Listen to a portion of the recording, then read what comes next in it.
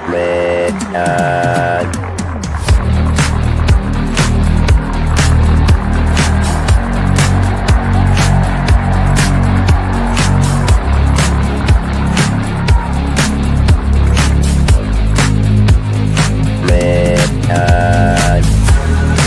world is very different now. For man holds in his mortal hand the power to abolish all forms of human poverty and all forms of human life. It begins a very special time of the year for us. It's the time of peace and reflection. One thing we should all be thankful for is that we live in America, where we have the freedom to change things and the opportunity to grow.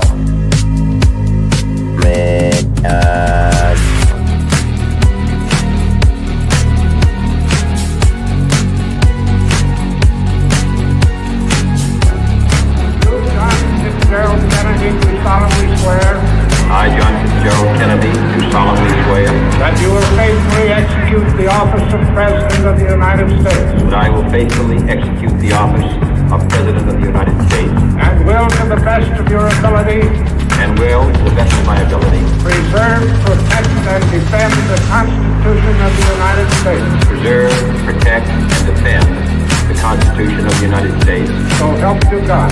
So help me God.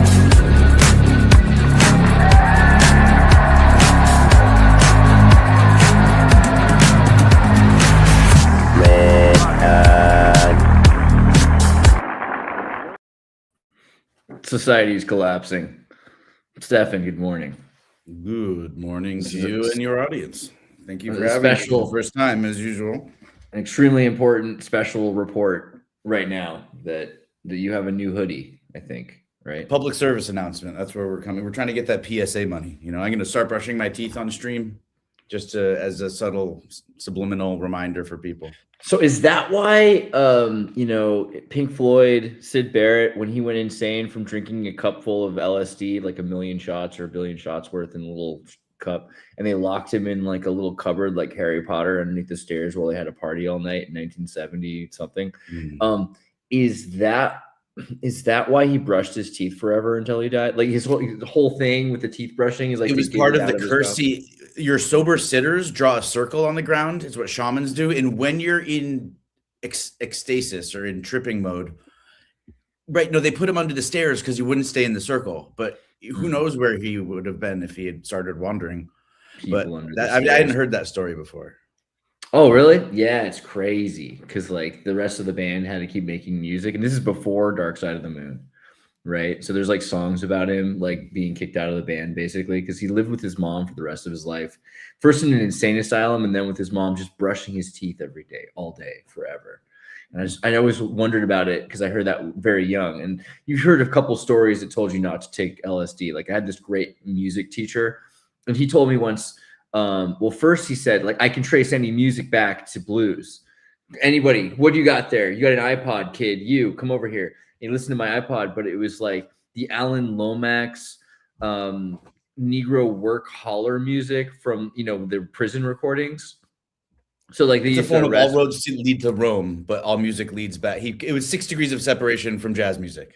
Except for the thing was my music was older than the blues that he was in jazz music he was trying to point out, because I was pointing out like music that the slaves who had been freed by the North and then had been illegally under the Jim Crow laws arrested for not having jobs and then put into prison systems, state-run prison systems. Well, the Jim Crow laws actually made it legal for them to be arrested, actually, right? Totally, yeah. So Jim Crow's laws were unconstitutional laws that they could arrest you for loitering, vagabondry, not having a job, anything like that. And so this was, on one hand, extremely illegal, super racist, and utterly unconstitutional. But on the other hand, in the South, in places where slaves had not been, they'd been really domesticated and dehumanized for centuries.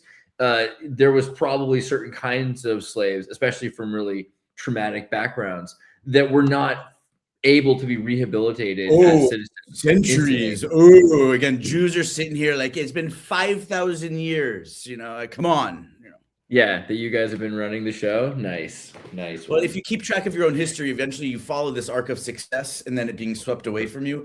And then you can say it's a conspiracy, keeps happening to us over time, but it's just for a couple of 100 years. Again, that doesn't even affect epigenetics, really. I mean, it might, but I think it does. I think it totally does. If you kill everyone who can't survive on a boat ride, you know what I mean? That immediately changes your gene pool, right? And if everyone has to work all the time for 200, 300 years, it becomes really important who's a strong worker more than, who's necessarily an intellectual, or in certain circumstances, I think Malcolm X would point out the difference between the field worker and the house worker, the field Negro and the house Negro. I think he said that the difference was also being polymaths and being a polylingual, because there were a lot of Africans who came from intertribal communication messenger positions. Certain families, that's all they did for hundreds of generations before this in Africa, was to integrate and to intermingle with different tribes for trading purposes, right?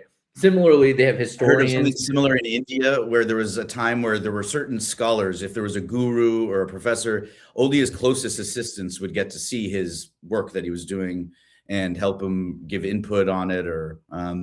But there was a certain delegate, I forget the name, but it was a type of person who would get to see behind the scenes.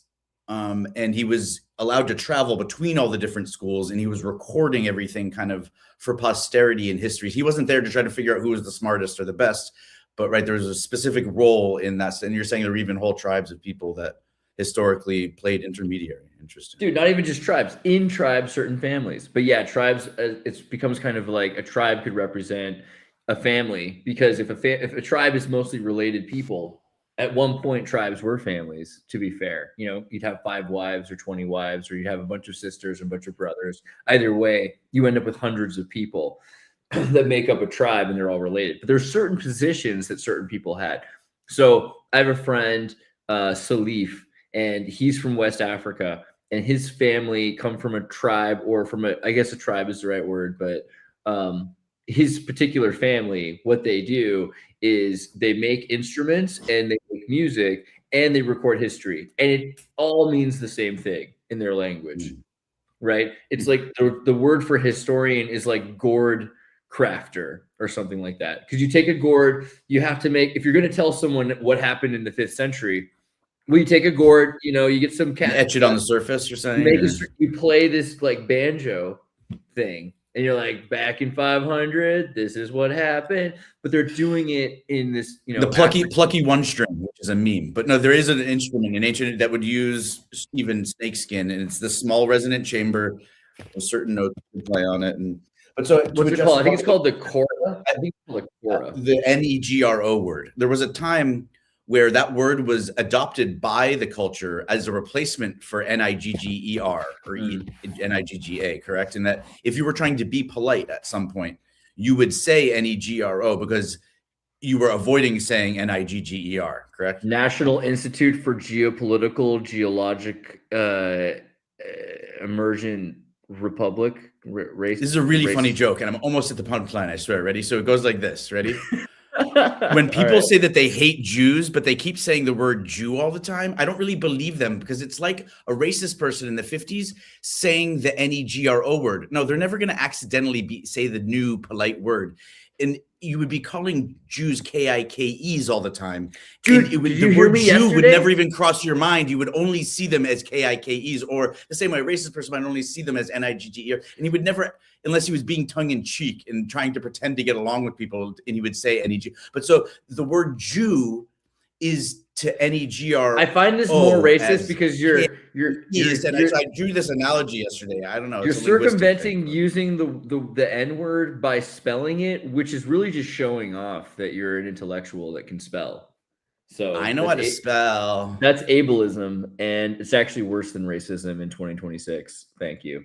But sorry, did I cut you off? But you see the premise that I'm going for is that a lot of people talk about the Jews, and people say, when I say this, and saying the Jews, I think shows problematic thinking about something. All like of the Jews, the whites, or the anything. You could say some Jews invaded, or you could say the Israelis did.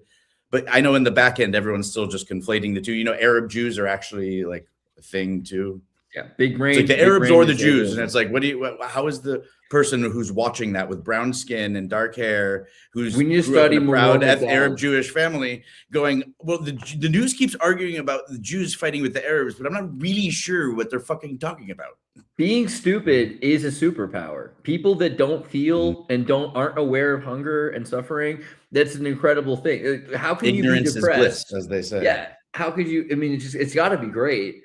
And obviously, people prefer that. Like Norm Macdonald, intelligent guy, didn't get very far in life until he started. I mean, except by being polite and good to people. That's the only reason he survived through Hollywood, is that other people liked him, that they interacted with him because they thought he was a generous, sweet, decent guy. But at a certain point, he started playing a retard. He's like, well, I don't know much about nothing now there than a. And that was basically his claim to fame, was that he tried to become this everyman comedian. So by belying any intelligence, he became famous and likable and relatable and not a threat. Yes. Yes. This is the pivot. Oh, the other. So you could say both the words, and you even can say the KI keyword. I'm giving you the. Do you remember Keikel? And it's a really funny joke, and it's a lot more jarring to the ears. If someone just says NEGRO is to NIGGER as Jew is to KIK. So again, you can tell the joke and your audience will appreciate it. For me, it was a long walk. And if anyone was listening, I think they followed the premise. It's not as humorous, it's edgy, but it is an edgy, really funny joke if you just get out. And I've been listening to Ren, just as a total random curveball, British rapper. Okay. REN. So the most dominant theory for the origin of the word keikel is from keikel, Yiddish circle, right? So Yiddish is the Yiddish word for circle.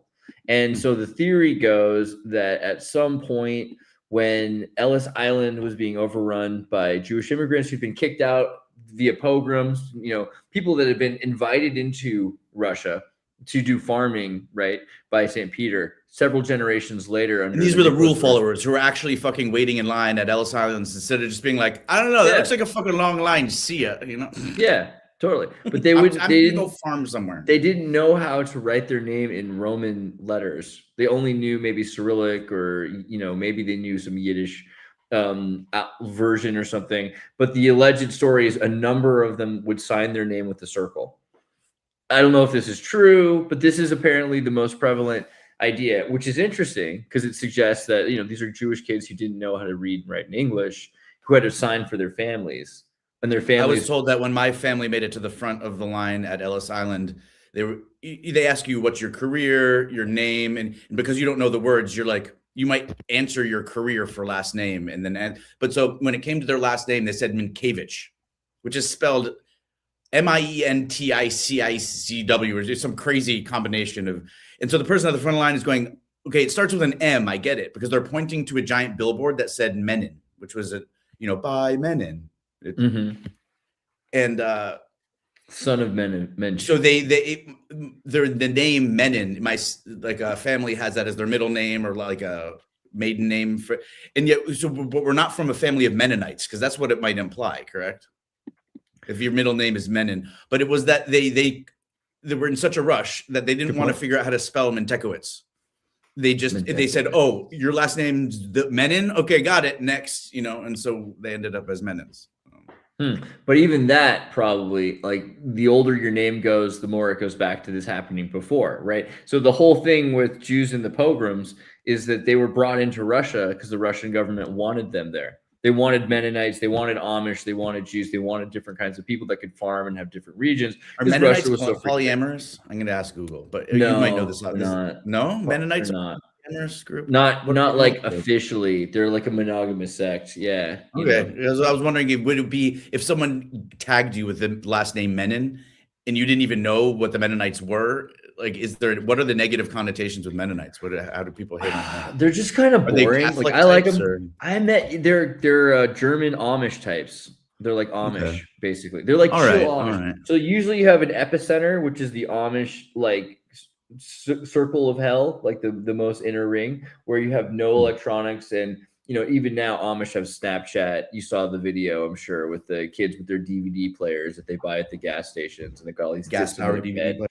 They're watching, because they get the battery charger with the solar panel. They've got it on the roof, and then in the snow it gets destroyed, but they have so much money because they don't pay taxes anyway for the most part. They're sneaking around it. The Amish, can buy DVD players. So all these kids You have know how much gold the fucking Amish probably have, dude? dude. Yeah, They probably have more than you know where the United States Amish were. government. You know where the Amish were from first? The Swiss Royale. They're from Switzerland, man. So yeah, the Amish came out Anabaptists. Anyway, there's the Amish. Because if you had to hide Mennonites. gold, who would you trust your gold with? The banks? No, because they're going to get overrun, and it's obvious that's where to go steal the gold. You go find a trustworthy family in the Mennonite community, and it's somewhere on their farm.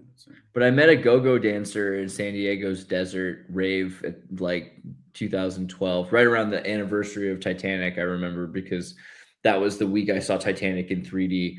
But this girl was like a go-go dancer. It was wearing re-released, though, no?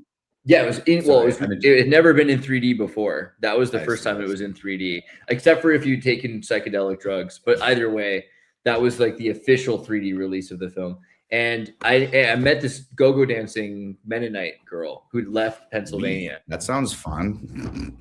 I mean, dancing for Jeebus. I mean, I feel like this happens a lot where like Amish people and Mennonites, they go out and they find like the weirdest places to have their Rumspringas.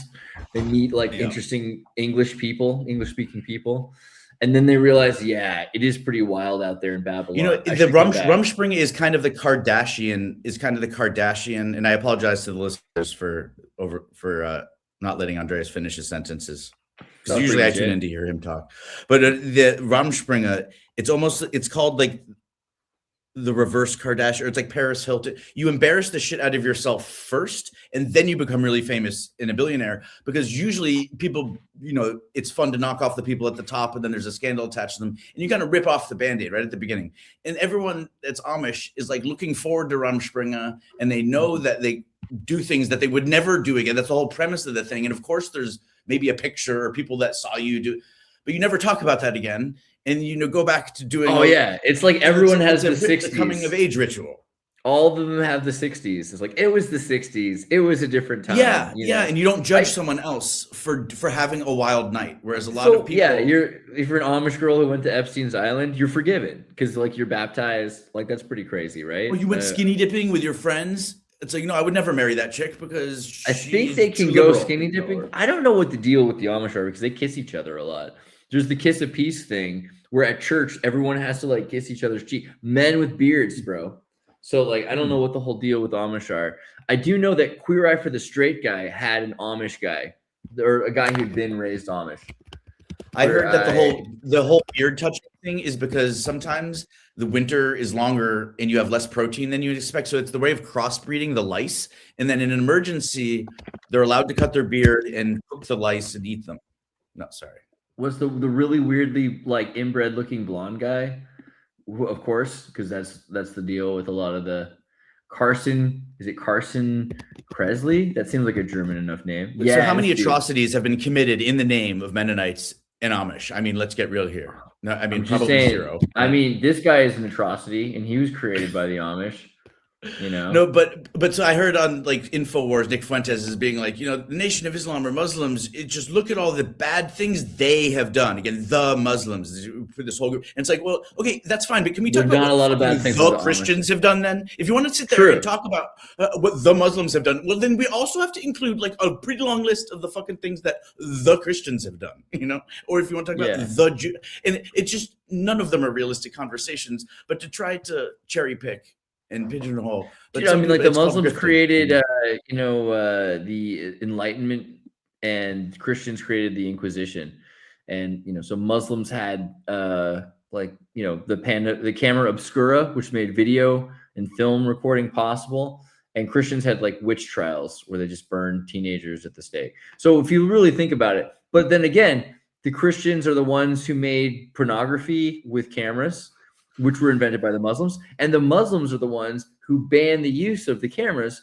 that were invented by the Muslims. So I mean, not every Muslim, but there are different groups where like it's in the image of God. Allah has made you, and you should not make an image that is a graven marker, right? So realistically, everybody's kind of screwed up. Once you get past religion to intelligence quotient, I think a lot. They beheaded teenagers or they burnt them. The idea is there was corporate corporal punishment, the death penalty, and it was levied upon people that we don't understand how they do outside. And granted, lighting someone on fire is really bad, but if you think about the amount of time you're suffering in an extreme pain, if you're in 72 hours of childbirth, labor, and then you die and the child dies and everyone else around your family like watches it happen, or you just light the woman on fire and then the baby will still be alive inside the charred corpse, and she just only suffers like for half an hour or 10 minutes even instead of for 72 hours of suffering and being tortured to death through parturition. You missed it. The other day I was on Base AF. It was just a one-on-one with Adam Krigler, and you should watch it. I need to go back and watch that. Guess what we talked about? Guess what he talked about?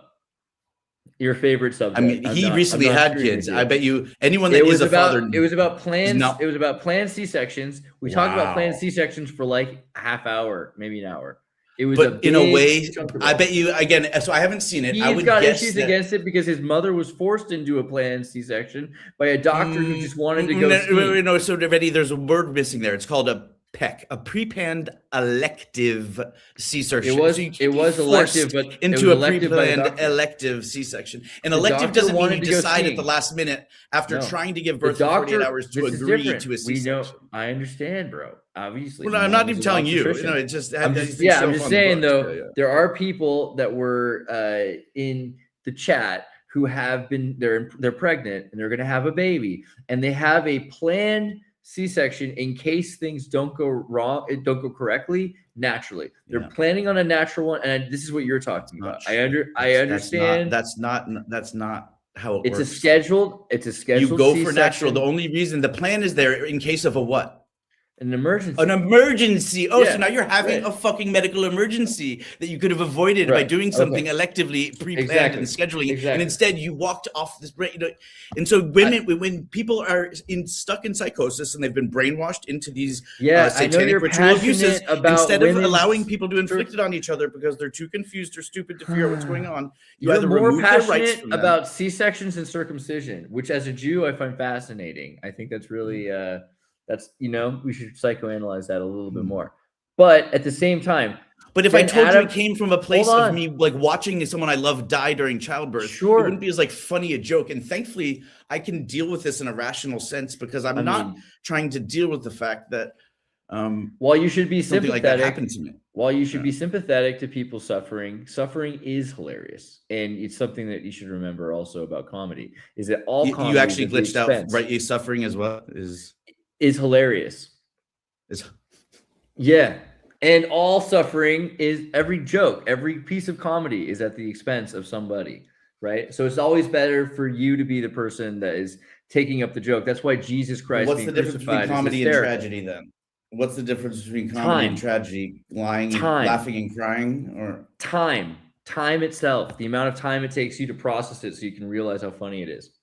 Some people take a while to get a joke, right? Like Colin Powell and Dick Cheney and George Bush, right? It takes a while to realize how hysterical that is. But in Dumb and Dumber, I think the second one starts with like Lloyd, or maybe the first one ends with one of them pushing the other one around in a wheelchair in an insane asylum, and he's like kind of a vegetable who like only mumbles sometimes. And after 15 years, the guy gets up out of his seat and is like, "Fucking fooled you! I was faking it the whole fucking time, dude. Best prank ever." And I was like, "Oh my god, I'm so pissed." But I don't know if. Wait, see, this is how you distract me, because and Charles Rocket, we're gonna have to watch and look into this because Charles Rocket, Dumb and Dumber, and then someone said to watch 23. Gubergo says watch 23. I've never actually seen that 23. I've only ever seen the German 23, which is 3, and it's is that the Jim Carrey version? You mentioned 23, right? 23 nicht ist schlimm, whatever. There's another one, 23 nicht ist so scheint. I don't know. I'm trying to find it for you. This is the 23 that I've watched, and you can watch it on YouTube. It's a German movie about a boy obsessed with Robert Anton Wilson. This movie is distributed clearly by Disney, Buena Vista International, and he's obsessed with Robert Anton Wilson's Illuminati trilogy in East Germany. He ends up getting the Soviet East German, or maybe he's a West German, I forget, but he gets the Soviets to give him money and supercomputers. And he tells everyone that he figures out how to hack into the CIA from this German supercomputer. True story, by the way. And then the kid goes just missing and he's disappeared either by the CIA or by the Soviets or by the German intelligence. But highly, highly recommend you watch the German 23 Nicht so weit ist scheint. How is it related to Robert Anton Wilson again? So actually, Robert Anton Wilson is in this movie. There's a scene where Robert Anton Wilson meets him. But so I'm not enough of a sinkhead to know. I had to Google this, but I've heard that name a number of times. I'm trying to look at what the top. Yeah. What is he known? He's known for being an agnostic mystic, which is a fucking awesome combination of words. Because usually an agnostic is considered weak philosophically. They're just not willing to try to believe. But then the other thing, he wrote for Playboy. Yeah, he's one of these guys that became an intellectual and a thought leader. Well, he was already an intellectual and a thought leader. Playboy was actually a pretty highbrow magazine. People don't realize this. It was people say they read it for the articles. Free speech, right? I would still, if I had no access to the pictures and only the articles, I would still read Playboy articles. They're that. It wasn't gonzo like Hunter S. Thompson, but it was. Well, there was some levels to it. So Robert Anton Wilson was not just a writer; he was an editor, and so he actually had them write in conspiracy theorists. He told everyone who reads Playboy to write in the craziest conspiracy theories they'd ever heard, and he was going to comment on them. And he got thousands of them, and he combined them all together into a book series called the Illuminatus Trilogy, which is these 3 books right here. This is the first one of the 3. Here's a submarine that can go through space-time. Atlantis. Excuse me. There was all sorts of different. You know what that's a reference to? Conspiracies. Again, 5-second side deviation. A metal submarine that's entrained in the Earth's metallic atmosphere that isn't degaussing will eventually literally float up out of the ocean and into outer space because it's entrained in some sort of the magnetic field. And so a submarine can be a spaceship if you don't degauss it properly, you know? Well, so this is important. Anyway, you should watch that 23 because it's better than the one that I haven't seen yet with Jim Carrey. Because somehow I just couldn't handle the 23 movie. I'm like, here's a movie about numerologists starring Jim Carrey. It's going to be terrible. So I've somehow avoided it after all this time, which is, I know, like, it's not my right or privilege to avoid movies like that. I should really be forced to watch them. Speaking of because Jim Carrey, I'm trying to reveal conspiracies. I get it. So I will. I'll do it. You want to speak about Jim Carrey? All right. Which one? Well, I was trying to let your point land as well, but you brought up so you haven't seen the recent controversy with Jim Carrey wearing a Jim Carrey mask? Exactly right. Like, yeah. So you saw him speak in French too. That was impressive. It was pretty much like French Canada French. It wasn't really good, but at the same time, he did seem like he wasn't Jim Carrey. I'm not convinced that was Jim Carrey. I'm convinced that wasn't. He just finally has his meds right for once in his life because he doesn't have to be performatively crazy to make money anymore. But you know, I mean, he's a guy who's really tripped fantastic on the edges of being his weird gentleness. Long time I would have just assumed that it was Jim Carrey and that he had a bunch of plastic surgery. But the more I looked at it and his eyes and the fact that he's using his right hand instead of his left hand, it's just kind of bad. You know? No, there was a guy who claimed he came out and said that was me. I do professional makeup, and it was me. It wasn't the Alexis person, but that was hilarious. I appreciated that a lot of people bought that. That's pretty good.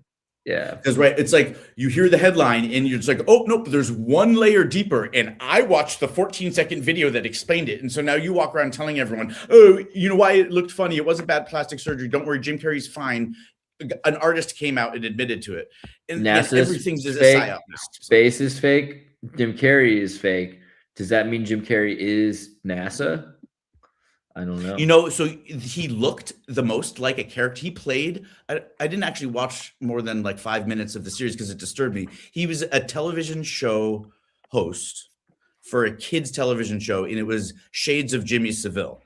And it wasn't based on him directly, but it was a show that was that creepy. It was a whole series that Jim Carrey did, and he starred, and they did his makeup to make him look like a creepy ass mother effer. And that it's like he's shooting season 2 of that right now. You know, sometimes like Matt Damon has this big gruff beard, and people are like, "What's with the new look?" And he's like, "Well, I'm filming Odysseus, the new Odyssey movie or something." You know, so I'm playing Odysseus. So my theory is that he looks different because he's being styled by someone who's So I don't know if you can pull up an image. That should be open source. If you can pull up the name of the show that Jim Carrey did, that's what I was looking for. The creepy Jim Carrey show. All I could find was The jacket, vest, the specs, that ring, a cigar, shiny gold tracksuit, talking to a girl in an extremely unpleasant manner. Jimmy Savile, beautiful. Jimmy Savile, Take a ride on the donkey. Jimmy Savile, Beautiful. Jimmy Savile. Great, Allegations, great, revelations, great, investigations, great, organizations. great allegations against Jimmy Jimmy a Savile, movie called Kidding. Savile, regarded as a pedophile. Jimmy Savile, Beautiful. Jimmy Savile. Regarded as a pedophile. When you cross the line, you think, wow, terrible. When's the next one? Jimmy Savile, Jimmy Savile, How were you able to play this? Jimmy Savile, Now then, Jimmy Savile. it's not Or my is this just style. hashtag worth it? You'll take the It's thing. not my style. There's one thing I hate, close to my heart, is pedophiles. I cannot stand them. Jimmy Savile, beautiful. Jimmy Savile, Regarded as a pedophile. Jimmy Savile, Top of the pop. Jimmy Savile. Pedophile is someone who likes rock criminal a lot, right? It means they're like a crystal hound. criminal evil Ped- mental ped- behavior. and then they For the love rock. pedophile, this must have been an amazing country to live in. Jimmy Savile, Beautiful. Jimmy Savile, Take a ride on the donkey. Jimmy Savile, Top of the pop. Jimmy Savile. So, Andreas, did you interact with any known pedophiles when you were growing up? The BBC. dude, I was raised Catholic. Every single institution Yeah. is hiding. And you said things might have happened to you. Jimmy Savile, Take a ride on the donkey. Jimmy Savile, Top of the pop. Jimmy Savile, Jimmy Savile. You know Savile. You know what Savile Row is in England? Savile Row, yeah, it's a good place to get. And a it's like coat. there's a bunch of suit places. Like you can go get fancy clothes there. That's what it was. And the Hollywood or the Broadway, English version of Broadway, they would send young and up and coming actors and actresses there to go get their first set of really nice clothes. That it's like they David still don't Plate have money has a for jacket food, but they've there. got $3,000 suits now. David Plate, when I was with him at Trader Joe's one time, and he's like, David Plate's rather tall, and another guy was about his height, like maybe like 6'6" or something. And he looks across, and everyone's all low, and there's these two heads that are across the Trader Joe's. The guy working there, he's like, "My God, where did you get that coat?" And then David just looks around, and he turns, and goes, "Savile Row," and then he just, he just goes. Well, there's negativity established with the name, but Jimmy Savile himself may have been an orphan that grew up on Savile Row. And the idea is if you're an orphan in the meatpacking district, you learn how to take apart a cow in 5 minutes. And if you're in Savile Row, you learn to be a tailor. And sometimes being a tailor involves like cupping your client's balls and moving them to the side so that you can measure the inseam. And if that happens to you when you're a kid and you don't really have a way to contextualize, or when you go tell another adult, someone asks you a question, you're an orphan. Has anyone ever touched your balls? Has a grown man ever touched your balls? And if there is, I want to know who that person is because they're touching orphans. But then they take you to Savile Row and point up. I mean, I don't know. So you think Jimmy Savile was like molested by Schneiders, basically? Well, I would say the reason he was so sick, it doesn't justify or even explain his behavior, but it wouldn't surprise me at all if he was abused the shit out when he was. Yeah, of course. He must have been groomed, I think is the word we use, of course, groomed. Yeah, but all the more reason to reject your fucking programming if you're doing fucking sordid shit that keeps you up. But he was born in Consort Terrace in the West Riding, Yorkshire. So I don't know. He was born into a Roman Catholic family. So there you go. There's some stuff they do. Likely story. Scottish, Irish, Great Depression. Well, fine. They ran the orphanages on Savile Row then. No, I don't know. I wonder where. It's interesting that he'd be Catholic, I guess, because you would have associated with the church more, the British Anglican Church. No, he's a terrible person. It makes total sense that he's a Catholic. Sorry. Did I say that out loud? Jimmy Savile. Dude, what do you think about about now, Andreas? That was a great joke. It might have been offensive as anything, but that was a great joke on the spot.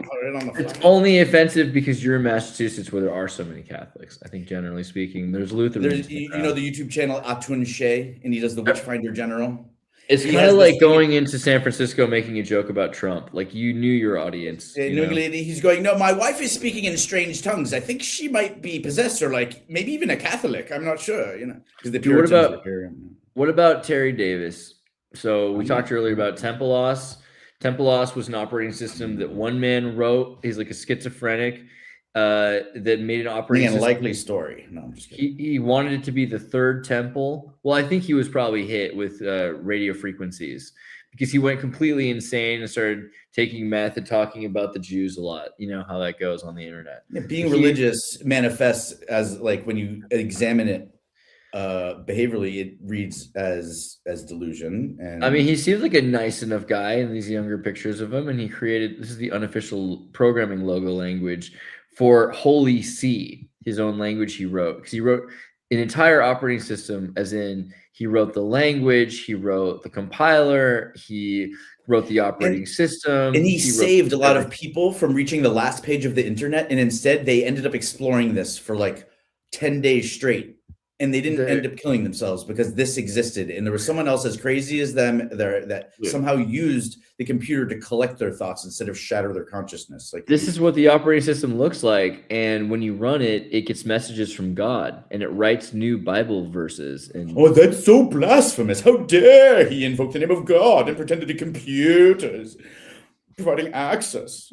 I feel like, yeah, they EMF'd him in the brain and then took him out. But here, feather at the minimum. We should look at just the last video he recorded before he died. Well, I'm King Terry and learned how to purify myself in a horribly impure environment. It's pretty rough living homeless and in a field outside a little town.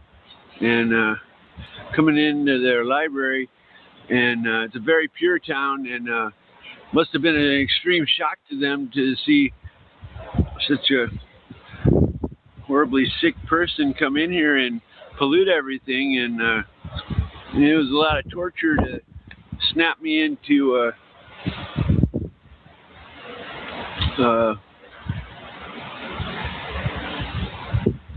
an ability to handle purity for this job. There's a little castle over there. Let's see, where's that castle? There it is.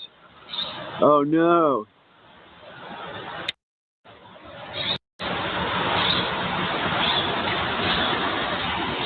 So that's a little castle. I don't know. I really like this library.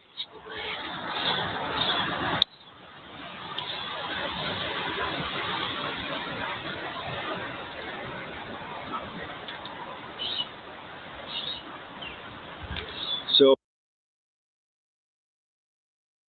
dude, that's his backpack he's living out of. I was gonna say, how crazy is that? Like he completely like his life was destroyed, man. You go and you look at his life, and like he was talking about being targeted by energy weapon.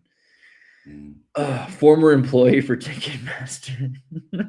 Ready? 2 points for Stefan. I didn't interrupt the video of the man, not dying words, but final words. I even muted myself to make sure I didn't get excited and But then I also let you get the first word and let you finish your sentence before I said anything. That's true. We should probably get you a cookie. I think I sprained my shoulder patting myself on the back there. But what I wanted to ask you is what year was that, and then what was that recorded on? Because it looked like it was a selfie, like it looked like on a smartphone. But did he pass recently or?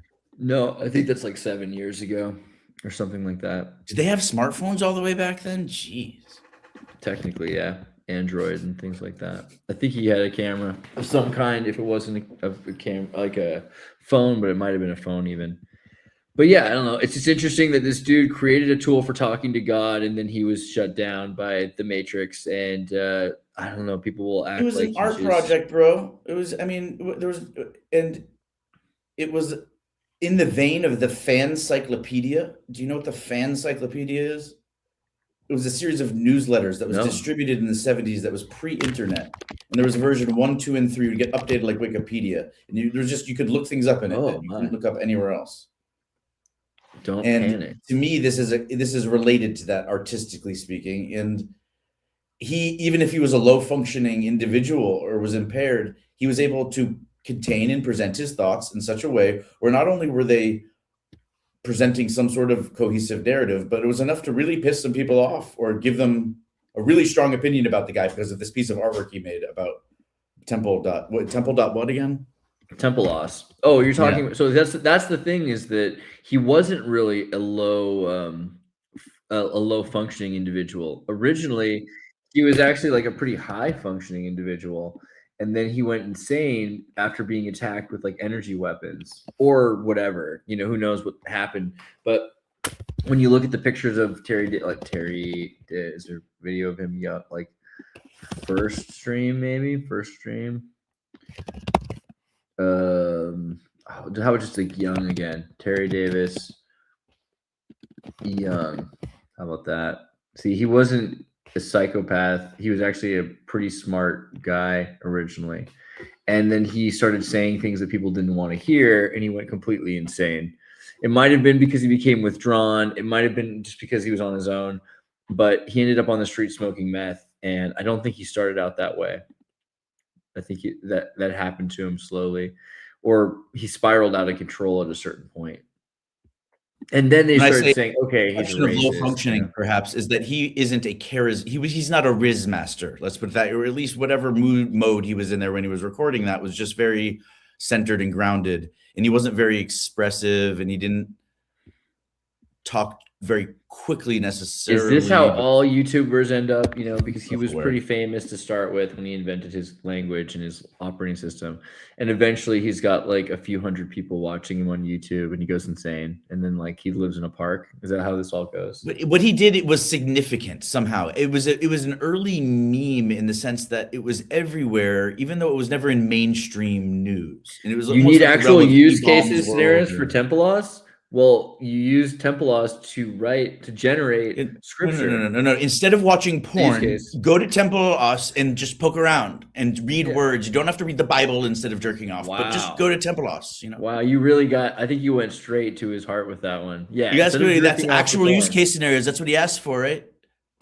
He's right. Come on, Stefan, just right. That's the exact right thing. You want to giggle? It's like reading like a comic strip about God, and then there's some profound things that I'm sure are in there, and then there's some things that are probably really off base. And true, you kind of feel for the guy that channeled it, you know. Yeah, he made like a bootloader, a kernel, window manager, graphics library, games. That's a complete language. So you're saying by learning about his website, I would also learn about websites. So that's a double layer thing. It's not just a website. It's like all computation, how it all works together. Imagine if Terry Davis and the Unabomber met up and teamed up.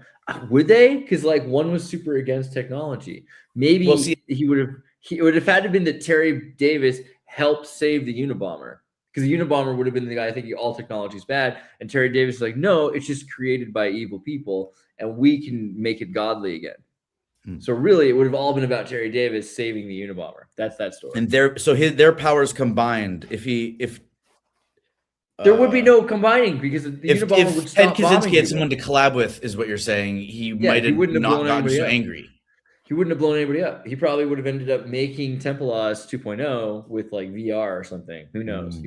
Maybe he would have saved the day by like making TempleOS you could flash all arcade machines with. Myers-Briggs, you're familiar with Myers-Briggs personality testing, and then sometimes HR tries to pair up teams of people based on, they'll put a bunch of engineers in the room and make sure that their personalities match. But the new paradigm that emerged from that was something called Strengths Finder. Have you heard of Strengths Finder? Yeah. Well, I mean, it was something that I didn't hear of until someone bought me the little book, and maybe I'm missing paradigm maybe shift. I don't know. Let's look this up. Sorry. Strengths Finder. Instead of focusing on the things that you're bad at and trying to get a little bit incrementally better at the things you're probably always going to suck at, compared to people that are fucking awesome at those things and have been for a long time. And so instead you pair yourself up with other people that actually have different strengths than you. And then, as you said, there needs to be the intermediaries, the people that are able, like the tribes, even whole tribes and lineages devoted to somehow making sure that the artists and the engineers get on the same page enough to at least make one movie a year or something. even if it sucks. It's just, it would be so sad to not produce anything. I'm gonna let that sit. Well, yeah, but if you produce something every day, it doesn't have to be great. You can actually figure out how to produce something that could be a part of something greater every day. So Are you revealing the psychology behind why you do daily streams instead of even the daily show? A lot of our work, it's disposable. I was watching a Mel Brooks documentary. I brought this up before the show started, but his early work was on television, and there aren't copies of it. It's just, it goes out. It literally goes out into the ether, live broadcast from a taped, and then. But people would find it and record it sometimes. There's got to be a library. And there's something beautiful about that. Somebody died of cancer in like Connecticut, but they've got an archive of every stream that ever came out because they recorded it on the Super 8 studio. But that's the way the cat world has 8 toes and there's ears on the forehead, and that's the world we actually live in. And so for me, I grew up loving watching throwaway things from the 70s. You know, people that thought that this would never be seen again. You know, like Laurence Olivier. Or well, if you were going to get censored and fined by the FCC, no, there literally was a guy there with a button to bleep it on a live show in case someone said the F-bomb. And then there's also someone trying to push a button that would send a letter of a fine to the agency for saying this word or that word, or but exactly, which is kind of cool too, because then they had to pay for someone who knew Yiddish for the FCC to constantly understand if Robin Williams was saying something he wasn't supposed to say on television, right? Yeah, and that's why you're above going live. You're at a point in your career, you're well connected enough with the industry that if you just took your toys and kind of went home and played your cards close to the vest and controlled all the words that came out of your mouth, then in theory you could say your resume would get better or cleaner.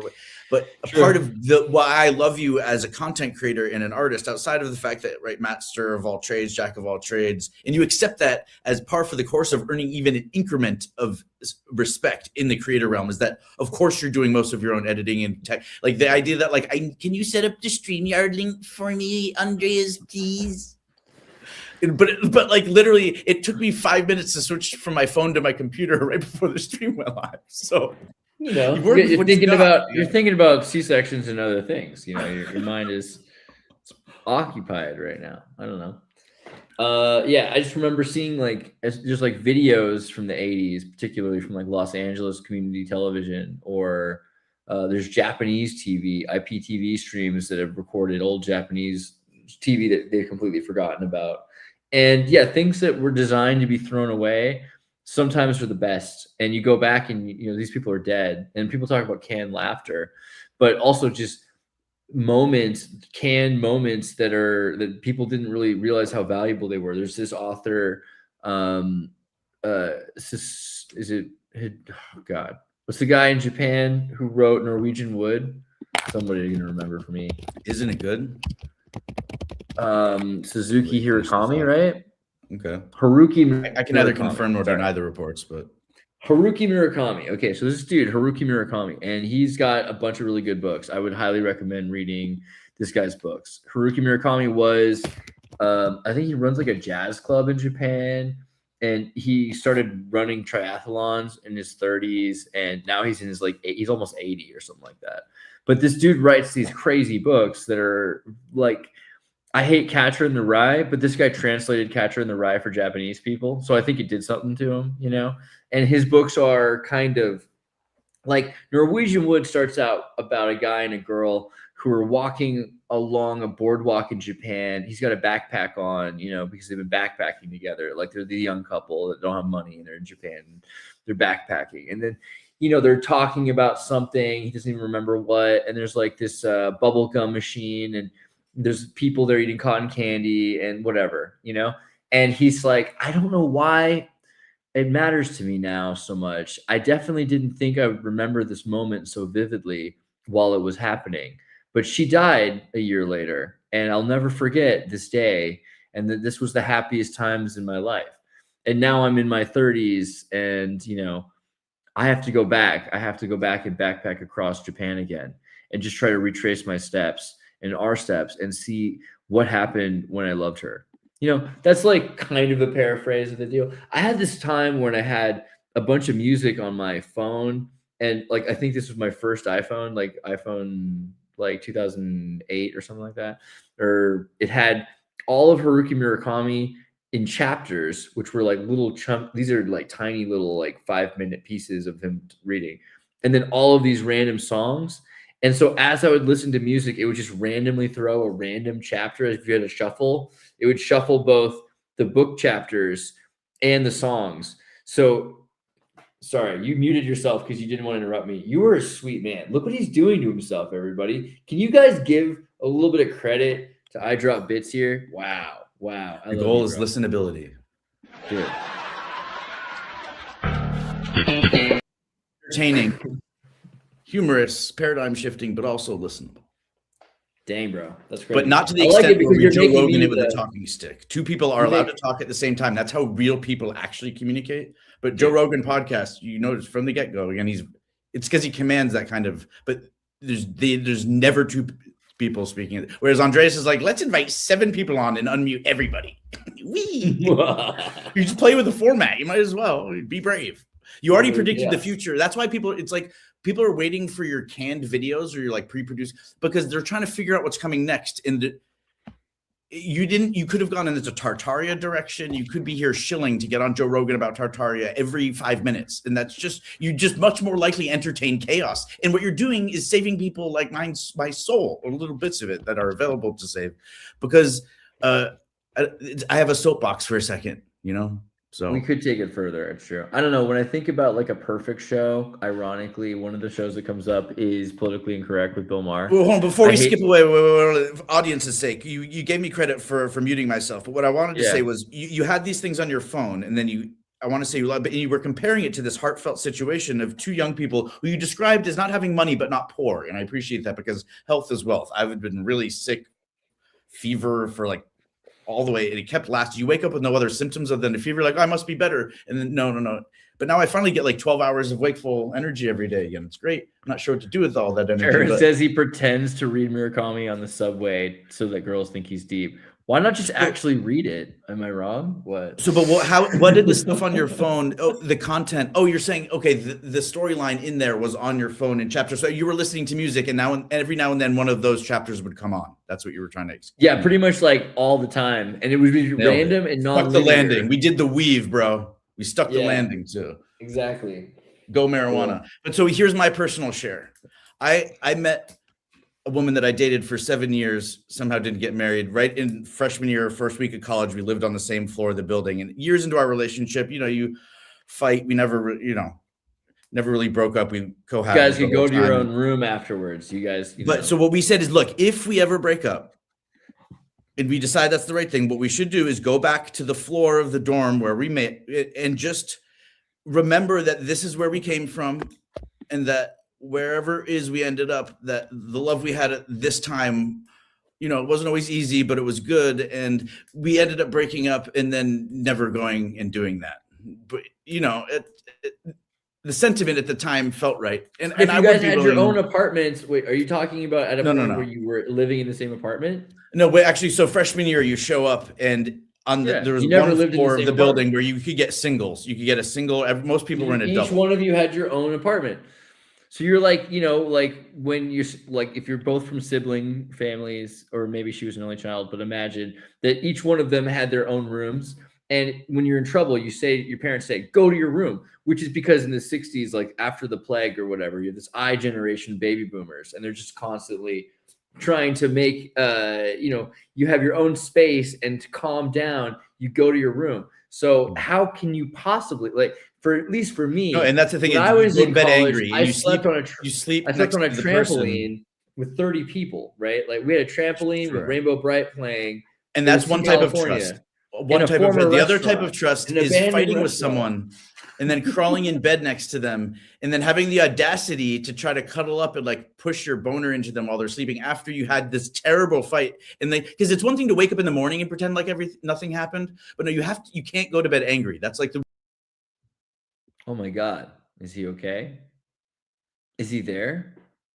Can you hear me? Can you hear him? What do we do? Are you there? Somebody comment. Like, let me know if I'm being seen or if he's being seen. Because I know he was in the middle of a yank. Nobody? LMAO doesn't tell me anything. Is that him talking? For the love of God. All right. We're gonna, you know, like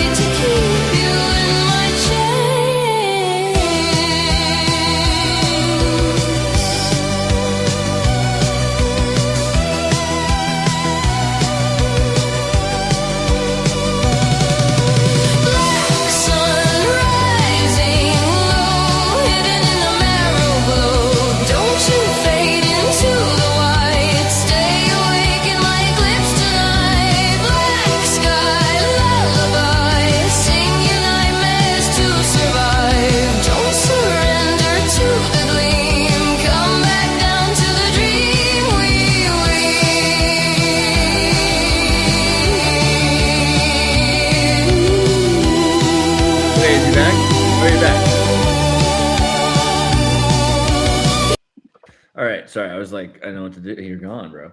Cryptoschatology. I'm pretty sure that's like when you poop in a certain pattern and it spells out Morse code. It's a cryptoschatology. Isn't that what it is? Right. Well, I mean, usually when you crap yourself, it's the end of the world. You know. Conspiracy theory is an art form, is what it's. When you're a kid at school and you crap yourself, that's the end of the world, and you don't know it yet. It's encrypted truth that you find out. My computer died, and I thankfully didn't toggle all the settings on my phone back so that nothing had access to the camera. So I was able to hop efficiently. What kind of computer? Back. You use Windows, right? Isn't that let like me sprain my other shoulder to pat myself on the back again? Maybe we should like. I'm an adult. Can we install Linux on your computer sometime? Like, are you ready to try the big boy path? Like, because look at you, you're a big boy. You can. If I need help from a lawyer, I'm not going to go to law school and learn to become a lawyer. What do you use your computer for that you don't use Linux? Although that might not, I would make a decent lawyer. Like, what's up? I mean, what do you use your computer for that you don't use Linux? Like, you could be a great test case for people. We show people installing Linux on your computer. Well, we could fill the audience in on what's going on behind the scenes with me and Raf in terms of, and then you as well contributing to this idea of creating a series of AI agents for me to interact with. And instead of relying on another human being who is like, Rafa has experience in. I'm not gonna put it, dude. You want me to DB in him? I was gonna do a Garuda or Catchy Os at least. Rafa has experience as a customer service. Go ahead. Yeah. I don't. I mean, it's ironic what terrorists just said because he's like, "Well, Ubuntu your ass," but Ubuntu is a stable operating system. And there's nothing about you that reeks like stable operating system. We're going to reinvent the wheel. Dude. Or stable generally. Stefan, you will install WSL at gunpoint. Dude, we should. That's like a gateway. I will install WSL. It's like in the PowerShell. You can get Linux tools. I have a lot of computers that are hand-me-downs from a family business that are top of the line Macintosh computers. That's fine. You can run Unix. Those are Unix machines, and I don't actually. They're in storage, and I'm actually fine with Apple. Apple is Unix. You're fine if you have a Unix machine. You can run the terminal, and you can do. And they're not the T1 chips or the M1 chip or whatever it's your. It's like really? It might be just before. Actually, then if they are Intel-based Macs, I would consider Linux because you could do a lot more with them. Actually, that might be. You mean you could? Like I can own the computer. I could own the computer That and was pretty install funny. it and allow someone to install it, but I'm still not really capable of doing fucking shit all on that. That might be one of the funnier things you said to me. I like it. Okay, but here's this thing. You go to you go to brew.sh. Brew BREW.sh. And so the You find this interface that you website. and Rafa are going to create for me is one that will bridge the gap between me and Linux, so that I will prefer Linux because it gives me better output. Are you using a gives me Mac better or a output. PC? I remember you using a PC. You have a Windows machine, right? I'm on my phone right now, if that's what you're asking. Oh, all right. Well, that's Linux. So Which is an iCrack. That's the model it is currently. It's, sweet. Not in the best of shape, but all right, cool. But I remember you having a Windows computer for some reason. And so didn't you have a laptop that like a Windows laptop? Isn't that what you were running? Or are you running a Mac? You're a Mac person. It was a Mac, the one that we put the soundboard into. Yeah, that was Cool. that was a hand-me-down from the business. Cool. Yeah. Macs are good. Macs are good things to run because you go on your Mac, you go and you type in the Apple key, which is now the command key. That's what pisses me off. You know what pisses me off more than anything? That the Apple key is the command key. You know what I mean? Like this key right here. That should be a picture of an apple. I want that to be a picture of an apple. Because sometimes it's shift or control. Dude, and control alt delete. You can't do control alt delete on the Macintosh unless control is overlapping somehow with the Apple button. Dude, you got to be Linux pilled. It's I'm not so telling fun. you, I'm not even like the biggest fan of the Linux kernel itself, but free software wise, it's a lot better than using Windows. And it's So for the pretty easy to intelligence use. nerds and the computer nerds out there, tell me if you've heard of this. And Andreas, maybe you can confirm.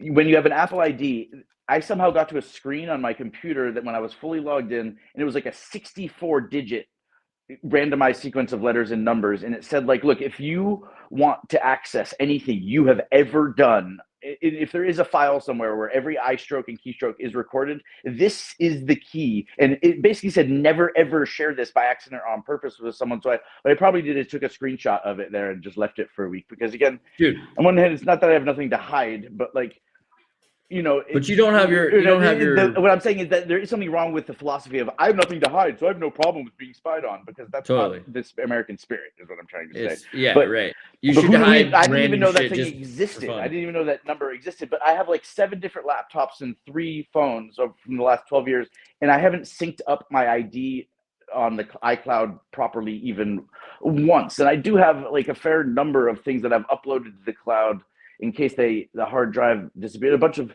screenshots of research and doing it and compiling where it's like a video. It would be a slideshow that I could tell a little story over about a piece of artwork, and I would zoom in on this, take another screenshot, or something I wanted to research again. And if there was something really interesting, I would take 3 quick screenshots of the same thing. So if I'm going back through the list and I immediately want to prioritize the things that my previous version of myself said are going to be most interesting in the future, granted that eats up a lot of hard drive space, take 3 HD clicks, but memory is so available and cheap now that I was able to kind of just create a keystroke version of something that allowed me to move through my research without obsessing about every detail and holding on to this, that, or the other. And I gotta pop in here for a second because I was talking to Mythoclast here in the background, and so Mythoclast said he wants to be Linux pilled right here, and I was like, okay, well, give me a list of software you use, so that way I can pick like what's a good place to start, right? Like which one that you think is mostly just Windows software. He's like, no idea, but something I use. Well, I use Steam for gaming, DaVinci Resolve, Brave, and Spotify. So those all work on Linux perfectly. And the coolest thing is to get like SteamOS is baked into a few different choices now. Now, I don't like this one, but everyone's talking about Bazite. The reason I don't like Bazite is because it's too simple. And you might like it because of that, but the problem with it for me is that it's what's called an immutable system, so that you can't change it very easily. And as soon as there's an update, it might erase some of your changes. But this means it's super safe to use. So if you wanted to, I would say get a USB drive. You can actually tell it what kind of do you use, like a NVIDIA or an AMD or whatever laptop you've got, other laptop. Are you talking dirty to me, Andreas? Because You might as well be speaking French, actually, and I don't know. Basically, you figure out like whether. But that your doesn't mean laptop people in has- your audience don't love what you're saying. So sorry. Proceed. Who knows? I do this for me, but And basically, it's whoever called learning me. If I try hard enough and pay attention and stop interrupting, I might actually fucking learn something. Sorry. Well, you know how like, you might drive like a Honda or a Toyota or a Ford. Well, it's like that with laptops. You can figure out what kind of laptop you have, what kind of hard drive you have, whatever. If you got a GPU that's from NVIDIA or from AMD, like for instance, and then it'll actually build it for you. I like KDE better than GNOME because GNOME is made by Epstein-loving pedophiles. So try to go with KDE if you're cool. Anyway, to me, I would say instead of Bazite, try this Garuda. Garuda is the one. So what I hear you debating though is the nuances of the ergonomics and functionality of the interface that the coder or the computer user, not even like do you like leather interior or do you like latex interior? Specifications in the realm that we were relegated to is Microsoft Word and cutting and pasting. But the tools in there were actually you took them for granted. Because my Honda as soon as you had don't neoprene. have a licensed version of Microsoft Word and you're trying to do efficient word processing and notes, it just sucks. It doesn't just sit on the Arch. page the right way. Or Terror says just use Arch, man. Be a man. Well, ironically, Garuda is an Arch distribution. It just has some Steam OS features built into it already, and it already has KDE set up. It's obviously when you say a simplified OS, it's not like this is too simple. Okay, fine, but here's my. But it has my all the tools you need premise. to start. Like Arch requires you to like be really comfortable with the terminal, and I think it's a good idea to once you've done Linux a few times, then to learn how to install Arch from terminal. Like I agree with that. And by the way, Arch, if you want to give him some advertising money, look at this custom Neo Vim setup from zero LSP. That's like hard language to speak to somebody. So Andreas, there's a button right again, here. I can't challenge or counter anything. What I'm trying to do is if you can learn. So to me, what it sounds like you're talking about is the difference in a fab lab. Like in architecture school, you could use one of 3 different 3D modeling programs, Pro-E, Maya, or the one that came with the CNC machine. In the end, you ended up with a 3D printed or CNC'd or vacuum formed object that was existing in reality. It was in your hands. It either did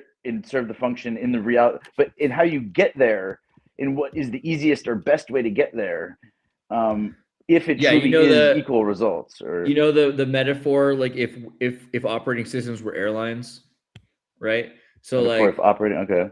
Yeah, so if Windows was an airline, the terminal is pretty and colorful with friendly stewards, easy baggage check and boarding, and a smooth takeoff. About 10 minutes into the air, the plane explodes with no warnings whatsoever, right?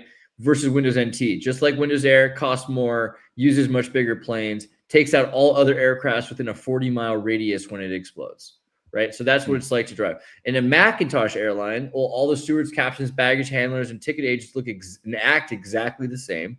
Every time you ask questions about details, you are gently but firmly told you don't need to know. Who does the cavity searches? And everything will be done for you without you ever knowing how to. So just shut up.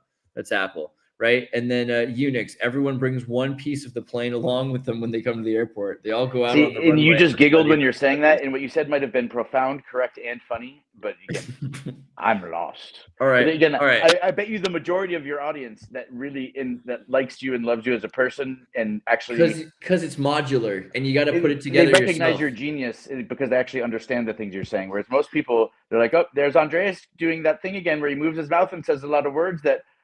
When I type it, I have no way of confirming or denying anything he's saying. It would take me a week to. Does this one make sense? Okay, a Linux airline. So disgruntled employees of all the other airlines decide to build their own airline. They build the planes, ticket counter, they pave the runways themselves. They charge a small fee to cover the cost of printing the ticket, but you can also download and print the ticket for free yourself. When you board the plane, you were given a seat, 4 bolts, and a wrench, and a copy of the seat how-to manual. Once settled, the fully adjustable seat is very comfortable, but you have to install it and screw it into the plane yourself. The plane leaves and arrives on time without a single problem, and the in-flight meal is wonderful. You try to tell customers about this airline and about the great trip, but all they can say is, you had to do what with the seat? Does that make sense? And what did he have to do with the seat again? He had to bolt the seat down Okay. because he was given a seat and screws, and he had to bring his own wrench. I think maybe they gave him the wrench, but the point is the same. He had to bolt his own seat into the plane. It's And outdated. people You were wouldn't like, be allowed to bring a "Ah!" wrench on the plane. And the real question is this existing in the version where everyone's still allergic to peanuts or not? And do they serve peanuts or soy or like pretzels in this airline? To be fair, I would that's say just comedic also relief. a lot of people are talking about CatchyOS. I haven't used it yet, but it's basically, it seems like it has more support than most So other Andreas, the operating question is, systems. what The big hope is one. there for a guy like me who your suggestion is, again, begin using AI, familiar yourself with Linux, and go get started. Bro, And what I would I say can is, get if you I hold running on, let me Linux finish the thought. in 30 Yeah, minutes. it's supposed to be kind of funny. I'm not trying to prove you wrong. So it's just that if I need to code over the next 40 to 50 years to build a series of businesses, I'm better off trying to have a child who is by age 15 Raising maybe this it'll take me child to using and then computers, for the man. next 30 years that kid's going to be a fucking whiz bang coder and willing to like help me with my bullshit. But in the meantime, in 15 years, I'm not sure I would ever really become proficient at coding to the extent where it wouldn't just make more sense to go on Fiverr and the type of I would do it by hand. I would literally do it by hand. And so that's what I'm trying to say. Is you don't actually need to Go do ahead. anything by hand in order to run a computer. Like these days, you can get to be a USB obsessive stick. and megalomaniacal about every pixel on the home screen of a Right. graphic user interface. That's kind but of not what I to was know saying. how to You don't code. have to. You don't have to And do so that anymore. The You don't front even have page to of know how to Etsy, use your terminal. Basically, but the front page of Etsy for the first 2 years that it existed, my brother had controlled every single pixel. It had to go across his desk before it went live. But, and then eventually, once he was able to abdicate that control, not only did he start sleeping again, but I got this you know, right here. he created a set of parameters that people worked within. And this is my mouse. I should show this better. It's hard to see. This is my mouse. My key. What do you call it? The keyboard mouse pad. It's a mouse pad, and it has pretty much every important Linux command that you'd ever want to know, right? And you know, you can pretty well. Why would I want to know any Linux commands? Can you help me with that? The starting point again. Sure. All these are all the Linux commands I would want to know. Okay, the computer goes on and off, and I can either type words that. Did you ever watch the movie? Did you ever watch the movie Tron? Yes. Okay, so there's a scene in there where somebody tells the guy, you know, you're not allowed to go through here. So then he just hits him on the head. And the guy says, it's like, okay, so you bust out your Harry Potter wand and you're like, Expecto Patronus, I'm glad I learned that spell. And because it was on your reference sheet. It's magic spells. Yeah, but what am I Expecto Patronusing on a computer that I'm just typing words on? I don't get it. Or reading something Let's say you want to like access your computer from back home from your phone. Okay. Like you're at McDonald's and you get Microsoft Windows and you set up a remote access interface that everyone and their cousin can hack. Yeah, but you can't hack this one super hard. It's right. So maybe that's the premise. But no. when you do it by hand in yourself, you can play video games on your computer back in California while you're in Boston or in Vienna. You can run AI labs around the world. Like you have your own network. You can copy packets, remove packets. You can. This is, you know, it's like Expecto Patronus was the best metaphor. You can do anything with the computer. And if you had to use a mouse and move it around to, you know, make things work, then there's a program that's 100 or 200,000 times bigger with all its pictures and everything. It's like maybe 200 megabytes or something that you could do with a single sentence. With one sentence, it just, you type it in and it does what you want it to do. Okay, so like for instance, in Microsoft Word or in Microsoft Office, or excuse me, Windows, you would go in, if you wanted your mouse to move more quickly across the screen in the tracking, you know, there's like the toggle, it'll either move faster or slower, sensitive or not sensitive, right? Okay, even better. But let me just finish the question. Yeah, let me finish. Sure. But so in Linux, you would type in a command, adjust mouse, parameters to this, that, or the other, as opposed to pushing buttons. Is that different? That's kind of close to it. Like, let's say like you're clicking on every single thing in order to do a thing. Like you're clicking on every single cat's face in order to like label and copy the cat's faces. Instead, you could write, click on every cat's face. Yes. Yeah. It's like a macro. It's a macro. So in Microsoft Word, if you were needed to change the formatting of all, let's say something was in metric and everything was in millimeters and you needed it to be in inches to the 1,000th place. And sometimes someone had gone through and somewhere to the 100th place or the 10th, but you have a method where you can run a series of search and replaces that don't accidental, and that because if it to 2 decimal places or 3, and you type in the wrong search and replace, if you don't put a space at the end, it's gonna end up grabbing that multiple times when you run 15 search and replaces all the right. But I got good at the ability, instead of having to go through a 500-page document by hand and rely on my eyeballs to pick up on all the things and going in by hand and, you know, having a little table set up to do the metric conversions, you run a macro. That's pretty good, right? But again, so that's in Microsoft Word, and macro is kind of coding. But so again, I'm just trying to think of, so you're saying those are all the common things. So they're broken into categories too. Read off some, I mean, give me user group, graphics, package installation, apt-get, apt-install, DNF package, install package with DNF, remove but package, those are all the install individual local coding package. lines. What are they grouped into? How are they grouped on the page?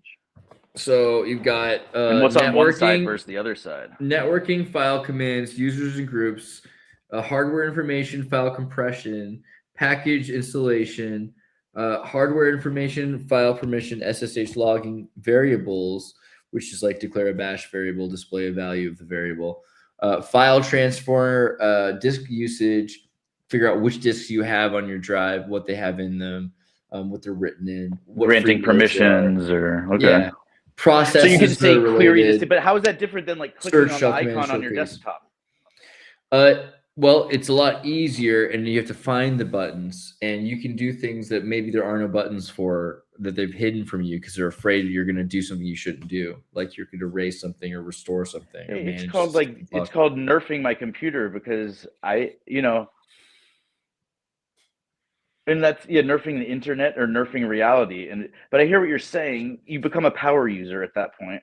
You definitely have a power. But here's my premise. Ready? The whole time, they've got people like you convinced that there wasn't an LLM AI that would read your command lines. I phoned a friend. Interact with the matrices of numbers and computers. Terrorists. I phoned a friend because, like, if there's one person who had information, he's like, what Stefan does not understand is the idea of input and output. And he brought up also grep and piping functions, which are pretty key as well. See, I'm being off brand because Terrace popped in and I immediately acknowledged his presence and said hi, but he's on brand because he didn't say hi back yet. So we're gonna again talk past each other for 15 seconds and over each other for 12, and then. No, you were so polite earlier.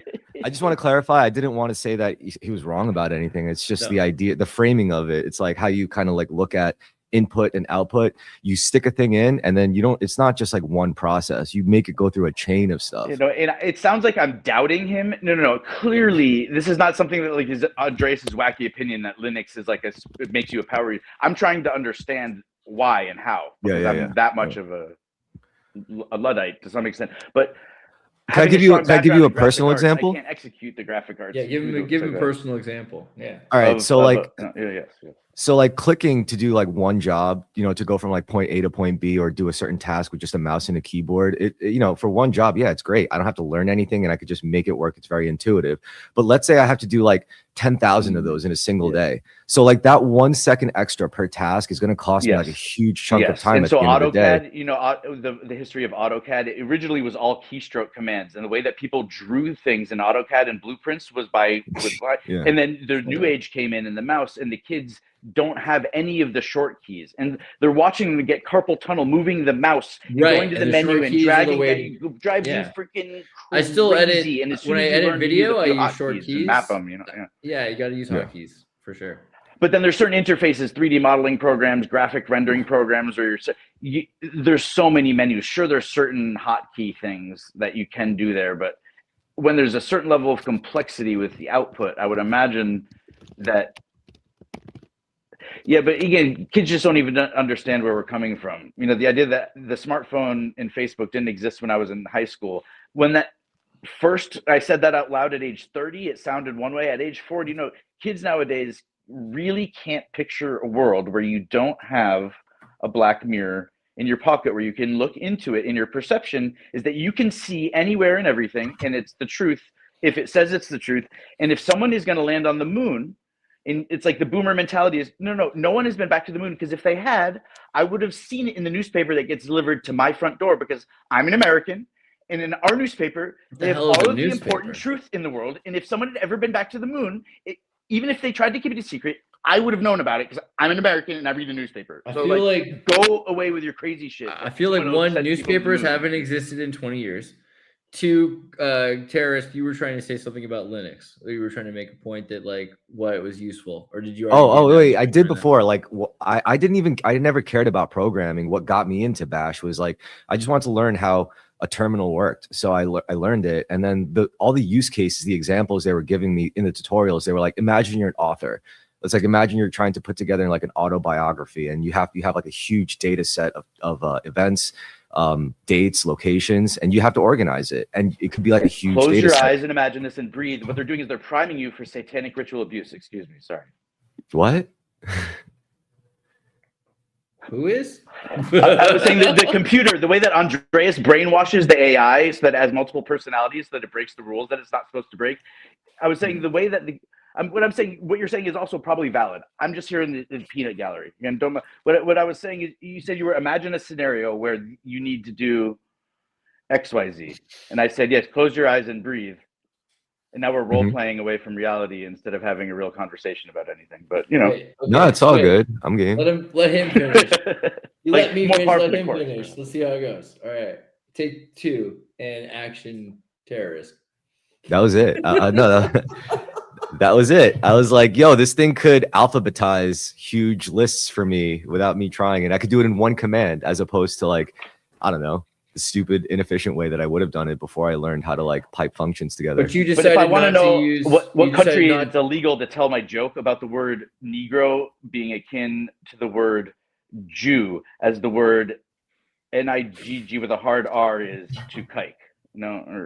And again, I'm still not brave enough to say it quickly. Again, it sounds a lot funnier when you deliver it the way. We'll get there eventually.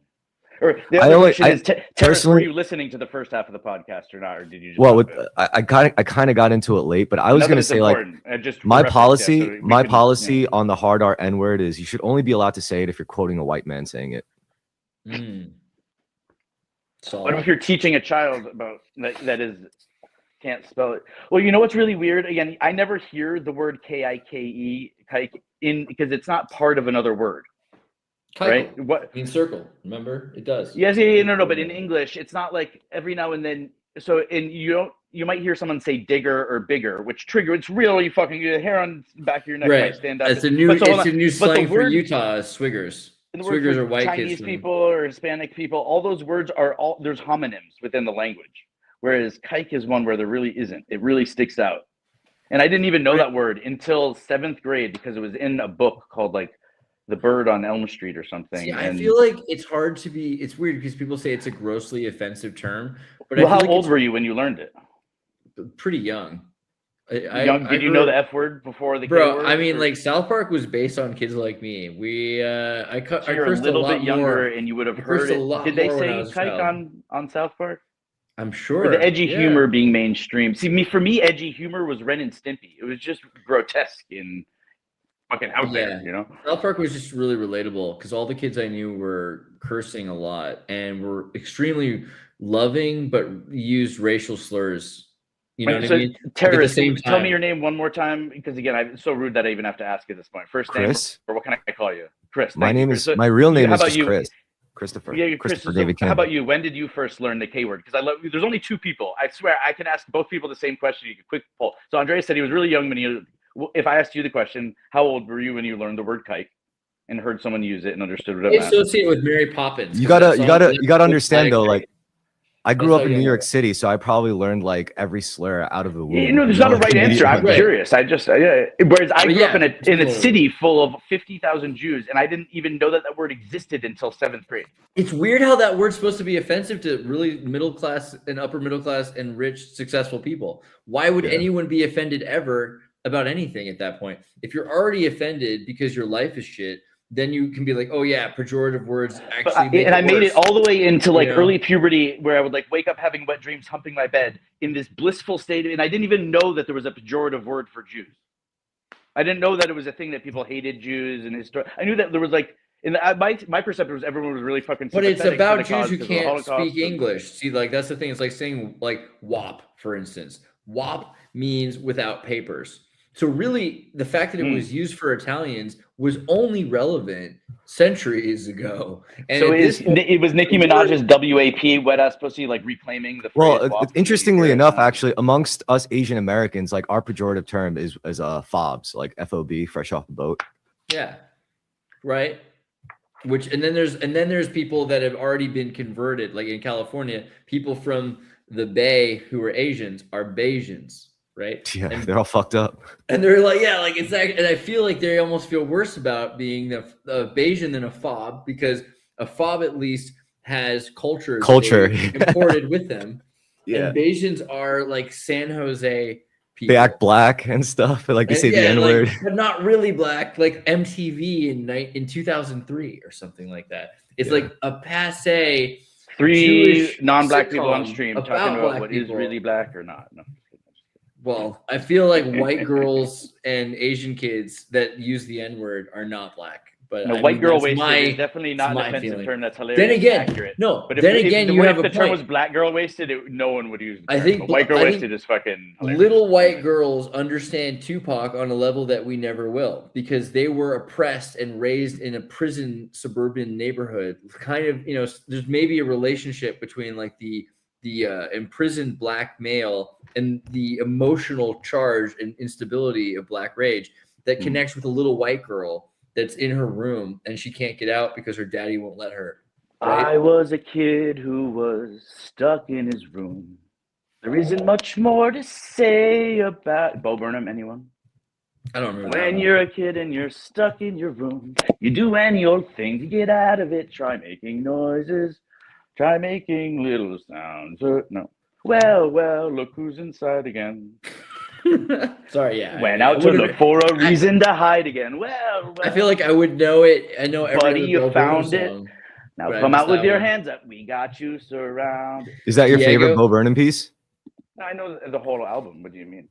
No, I mean, what's your favorite one? My favorite one is the left brain, right brain dialectic. That was cool. Was that in the new one or the other? No, this is old. This is I haven't like gotten into OG his shit. earlier work enough. Yeah. Okay. Yeah.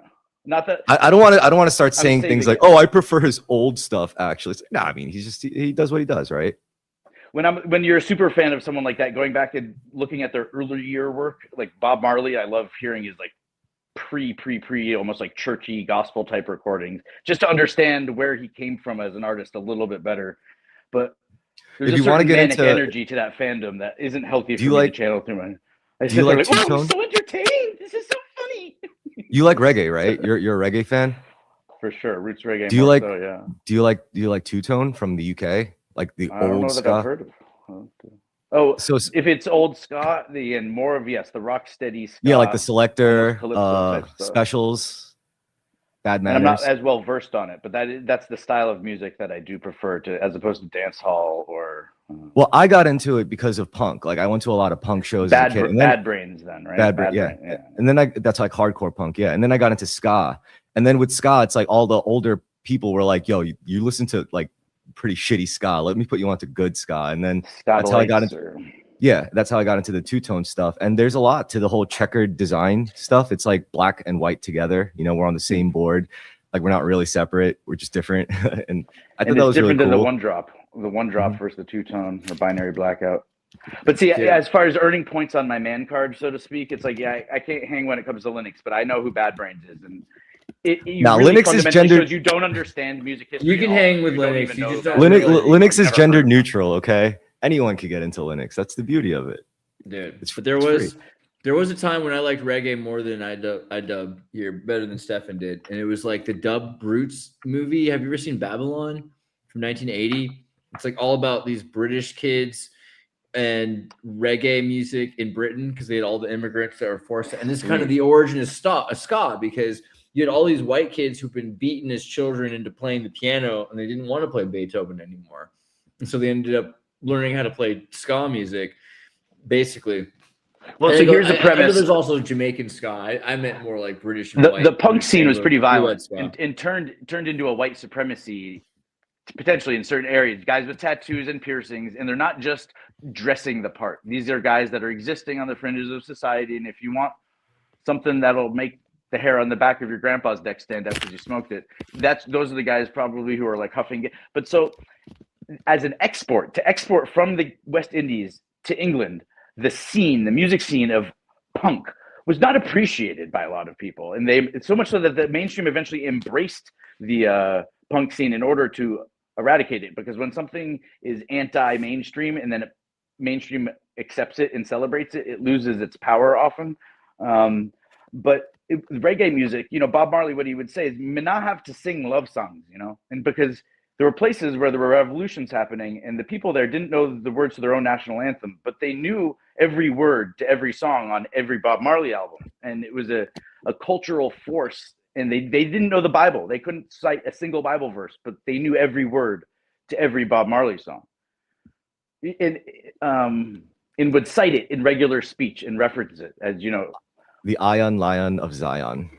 Yeah. And so when the reggae artists when you don't export a music of love, the reggae scene is a lot more chill. We did an evaluation historically here in Boston of the cannabis bars versus the opium dens versus the coffee houses versus the taverns with alcohol. And the cannabis ones were the only ones where violence happened in whereas all the other places people were dying and fighting.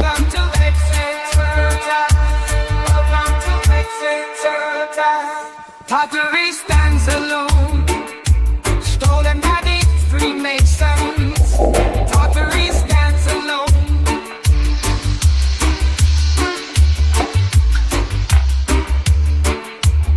Full screen me, bro. Full screen me with the music on. All right, fair enough. For a quick second, ready? So, what happened is I woke up. And I had this shirt on, right? It's all trippy. I realized my pants had so I took this shirt off. And what happened? This was like the hat situation. There's another one underneath. But then what happened is I just got one on. This one's like a t-shirt. This pattern didn't go away. And then even the pants that I have on too, same. Oh, the octopus ones are here. No, right. Even my legs are psychedelic, and then one more time they turn into shorts, but everything still won't stop vibrating when I look at it. Bro, that's a lot of layers. It must be cold. That's a lot. It would be really funny if like your crotch was just like a tie-dye vortex. It's like, whoa. I want to start a brand of yoga clothing for men called Yoga Lions, and it's a play on the Yoga Alliance. If you say it quickly, it's the same thing. Yoga Alliance. And the Yoga Lion, on one hand, it could just be men's spandex yoga pants that have a giant lion's face with a giant open mouth over your crotch or something. Or it could be like cool other. I have one that's an elephant's tusk, or so I've heard. But Andreas is soon going to be designing some of the clothes. What he's going to do is help me open source this design so that I can say this is now being sold under the umbrella of the Yoga Lions brand. Because we changed it's a pretty good this design. from Pantone 271 to 272, and this, and now it's our design. So, like a real yoga. I like it. That's pretty nice. And if I get in trouble, I'm going to blame Andreas, and Andreas is going to blame the computer, and we'll have a lawyer on board. We'll make sure that it's okay that I'm blaming. I'll blame Andreas Chris. Chris should have been far more aware of what he was getting involved with. About what? I don't know. I'm just saying. If he blames me and I blame you, then it's like blame shifting, and that's the best way to. Wait, there's a fucking hat. Oh my god. Yes, sir. Bro, you really What's hilarious is that this is all off of Temu, $5, whatever, and matching suits, and once it's sold out, that shop, where are you going to find it again? And some of the really unique designs, and the designs are from a bank of 10,000 images that you can't search by text. You have to scroll through 8 at a time, and it's optimizing which ones you're going to click on and either generating them in real time and bringing them up to the top of the list. So when I receive a design that I really like, that I've never seen anywhere before, for all I know, that AI has created that because it thought I was 10% more likely to click on it, which meant I was 1% more likely to buy it. And so as I'm scrolling through Temu, and because there's certain interfaces where you can't type in text, and I'm going, yeah, but I want socks. And if you just say socks in 4 different languages out loud while you're scrolling, within a minute or two, there'll be some socks in your feed. They don't tell you that, but I tried it out and it works. So you could just summon what you need nowadays. That's pretty cool. That's like kind of an upside. Yeah. And the irony like is that my brother was like, it's like anti Etsy. I mean, anti Temu, anti IKEA. Everything handmade. I feel like there's a middle ground here, which is that you feature some bullshit about the creators of the product. Like, so my mom was a yuppie in the 90s who liked to give away money randomly when she felt bad to like poor kids in Mexico or something. I'm sure the pictures that they had were 10 years old and from some other kid, but they would make up like a story like, this is going to go to this kid's really grateful. They're going to use it to work on their spelling test. I don't know. Meet Keanu, the 6-year-old boy who needs your help. Right. It's the same people who ran Playboy. They figured out a centerfold mentality in between Epstein. That's just about, here, mom, you can take care of a poor kid who actually appreciates you. Never mind your spoiled, rich, white bastards. Like, oh shit. You know? And so if we were to do that with Temu or Etsy, like there's an in-between thing, like these poor, impoverished people from wherever the hell who make the bubbles for your Fight Club glasses, these, you know, Chinese factory people, every Thursday, they go to the plum orchard where they play volleyball together. And the winner, you know, doesn't have to work on Saturday and can spend time with their family. I basically shop at Temu so I could help those little poor sweatshop kids in China. You know, give them a little. That's why you do it. You do it because you're a better person, not a worse person. That's fucking marketing. That's how you do it. You know, like you make. Yeah, you got to hit them in the heart. The world, yeah, right there. Yeah, and then because like, I want to know, the like, drop when I bought too, no? Like if you buy research chemicals made from Chinese laboratories in 2007, hypothetically, yeah, would you kind of want to know about that whole town? Because I would Google Maps the whole town and be like, look around here, look at what it's like here, because there's so much tryptamines in the entire town. These people must be full of glitter. And I'm frame mogging the shit out of both of you guys, by the way. Chernobyl for glitter. Dude, I mean, you do look kind of, you know, but people will like me more if they can see your hands, and now I'm lower in status than both of you, and so my personality and look is already eccentric and sticking out like a sore thumb-ish enough. So I'm going to stay down here. But you've heard, you know what frame mogging is, correct, Andre? Again, this is a new meme that you might not be up on because you're in Europe. Your algorithm might be different. My algorithm's pretty crap, bro. I know what it is, but please, I want to hear you. Awesome. And I remembered your name this time. I didn't have to call you terrorist. You Chris. Okay, yeah, no, so frame mogging. I have to remember to call Chris terrorist. Like that's how hard I'm trying to help his brandy. It's okay, man. Just I want to hear what frame mogging is. Well, it shows that Andreas has not been watching his and our friend's Alex Stein's new show because it's been a joke in there a couple times. Or if he did watch, he didn't bother to Google it. You know, it's like a dick measuring contest with YouTubers, and it's hard to like give a damn about my friends. Frame mogging means you appear in the background of their photo, and you kind of outclass them and outshine them in the specific category in which that person is supposed to be excellent on. Oh, that's weirdly relevant. Okay, continue. Yeah. So, for instance, there's like a fitness influencer, Clavicular or something, and then there was just some random frat guy at like a college who appeared in the background and was like spotted, who was just like. Mythoclast, leftover crack. Clavicular is already everything that every kind of man wants to be, you know. All right. Physical, so here's my take. Not that I've watched a single second of his content, or even. So my take on mogging is that the only person worth mogging is your weaker self. Is yourself yesterday. Always be 1% better than yourself yesterday, and you'll never lose. And sometimes it's like an accidental mogging is even more epic than on purpose mogging is more like the rap culture braggadocio. And it's a playful one-upsmanship, though. It doesn't have to be rooted in a dysfunctional ego. You know, like oftentimes when you try to shine brightly at the things we're good at, it's because everyone has things that they suck at. I'm telling you, man, you have no real enemies. All the enemies are within you. Can we plug Stellium's book for a second? Oh my God, you actually have the book, bro. For a guy who acts like he doesn't give a damn about hacking and computers, he sure does have like the Bible here. This is the most important book on hacking that you can start with, I would say. If you don't even know a damn thing about computers, pull that book back up. Start with this book. This book is about our buddy. You know, his actual name, we call him Mike, but his real name is Prince Michael. And so his first name is Prince. So he says the hacker Prince, which is pretty damn good. And basically, to the audience, let me cut to the chase. Andreas has a video, which we can either link it or you can search his channel that nails this. There's a 10-15 minute video that tells the story behind this book and then this is the more amplified. Is that correct, Absolutely. Andreas, too? That's and pretty it's good. epic. The job you did was really fucking. I would celebrated that guy. Awesome. I would supplement that at least 3 freaking great movies are based on his life without proper royalties. One is Hackers. What's the video called? It's not The Hacker Prince on your channel. It was called. It was like the first guy ever to go to jail for hacking, or no? What was it? It was. Maybe that's a good name for it. I feel like Hacking First. That could be. See, and here's my understanding without reading the book of what might have happened is that he started getting interrogated. And, it's like, you can literally use the phone lines to accidentally hack into the Department of Defense missile system, like in that movie Cloak and Dagger, right? Okay. And so he keeps getting detained, and they're evaluating his mental health, making sure he's not a harm to himself or other people.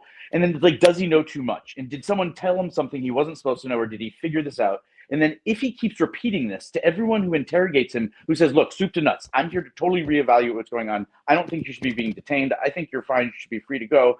And instead they're saying, no, we need to incarcerate him, or at least keep track of him, or imprison him, or circumpunct him, or something, because the people come out of the meeting saying he clearly knows too much, because I just deleted my recording of what he said because he explained how to hack fucking the Department of Defense's missile defense system, and I'm pretty sure like it sounded plausible that even might be correct. I'm gonna go delete the recording that I just made of his interrogation. So now there's all these holes in his file, and each time he sit down with a new person, he re-explains all of the things that everyone's. So eventually he learns to keep his mouth shut, but it's not because someone is telling him to be quiet. It's a defensive strategy because it never seems to get him anywhere to just explain to people how the internet works through the phone lines, and that's really all he was doing.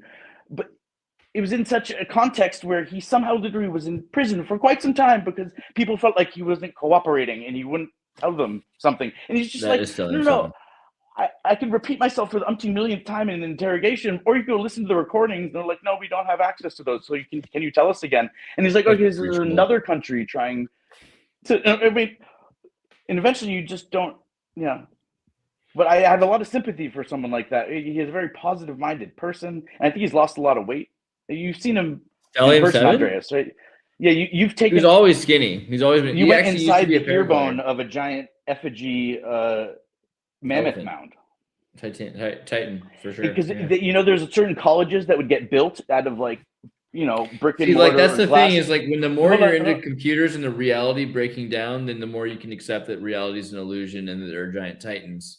So I feel like that's the thing. Here's Seven's broken through the matrix and he's trying to deal with it. Because I don't want to dismiss the notions of titans in general, but I think if you made a university and you had a farm school where you were learning to do surgery on mammoths and elephants and raise them and fix their injuries, and what you would do is you would shape over time. You would find a mountain that looked a little bit like an elephant, and you would literally carve it into the shape. So when you were learning about the ear canal of the elephant, yeah, but this is you would always remember stood in the effigy ear canal. How many pyramids are there in Spain? 0. Those people are lazy. They invent siestas. Nobody's doing anything in Spain. They don't even trade. But it could have been done 50,000 years ago by a sister species. They didn't have to be humans. Go to Spain on a Sunday and they might have actually spoke French. People that will help you are Chinese. I'm telling you, there's no hope in Spain unless it's Chinese people. Like, do you like that again? Because again, there are certain things. The trees are rocks. And again, I'm more and more bought into that notion that giant petrified trees. You keep ranting, and I'm just gonna solo on Chris while you talk. Why? Wait, I was listening to this rant. Exactly, and like your face of paying I guess. So I'm fanboying Chris. Do you know Stellium or about what his work? I think I was on a panel with him once. He was on the Andreas show, and I got to talk to him a little bit. I wish I got to know him better. He's a great guy. He used to have long hair, but his work, paraglide, and he flew into eagle nests and things like that. But he got arrested. Yeah, but Chris, I wasn't asking if you liked it when he was flirting with you. No, I'm just totally making. I didn't know. I couldn't. You would have been used to. He's got a wife. The truth that man brings to the table. He's definitely a heterosexual. He's got kids, a wife, I think. I was just being rude. But he's it would have been news to me. Yeah. No, he's a cool guy. Actually, he's the kind of guy you want as a wingman. I'm not interested. I'm not asking you if you think he's a nice person. I'm saying, what do you think of his work? Because he's really, every time he comes on Andreas's channel, he will repeat himself. And like, if you've already seen the stream, you're like, oh, it's another selling. And like, it's something he presented on his own channel the day before because he believes in his work. And no one else is saying the things that he's saying about the things that he's saying. Right?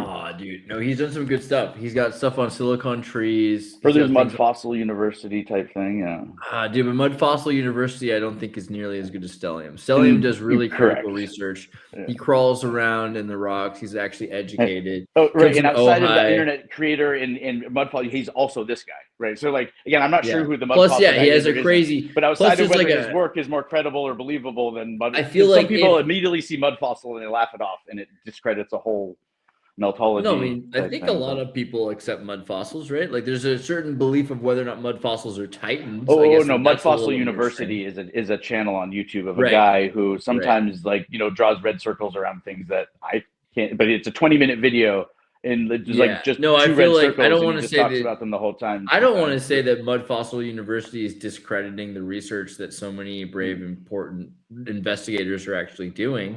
That It's would be rude. anti-counter intel pro opposition. No, I don't know. That would be a rude thing to do. I think So what's yeah, his, pretty so is he genuine. like I a think he is he like a genuine in what mud he's flood doing. guy?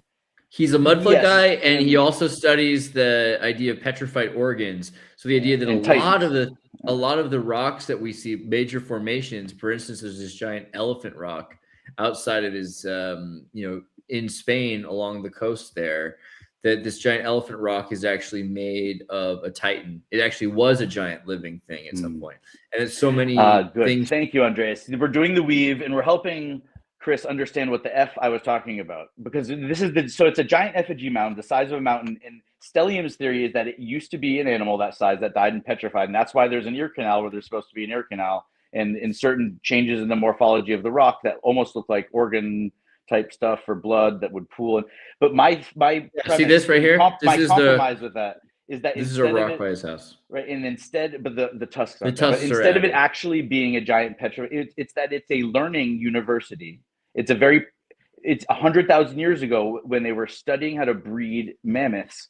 This is where you would learn all the ins and outs of your animal, its digestive system. So you could cut a hole in its side and reach into its guts and palpate its liver to see if it was swollen versus its kidney. And you only make one small incision. And what you're doing is you're walking up a path of stairs that you walked up 1,000 times because that was where your classroom was at the top. And you remember, if you follow This is the weird way, part. that's the line of vein that you don't have reference charts to follow. This is the weird part that he's It's a bringing physical up right now. environment. What Stefan's explaining is, if this was an elephant or something like with eyeballs that is a titan, then this is where the eyeball would have been. And if there was an eyeball, then usually there would be this pathway that's behind the eyeball. And what's strange is there literally is this tunnel system that matches exactly the path that would exist of the optic nerve. And I got to crawl through it. And so it was really interesting for me because I didn't go in there believing in this. I mean, I'm actually a skeptical person. That's why I do, the idea of history being a lie, because the news is a lie. I'm skeptical of the news. Then I figured that all news has been a lie forever, right? So I'm a skeptic.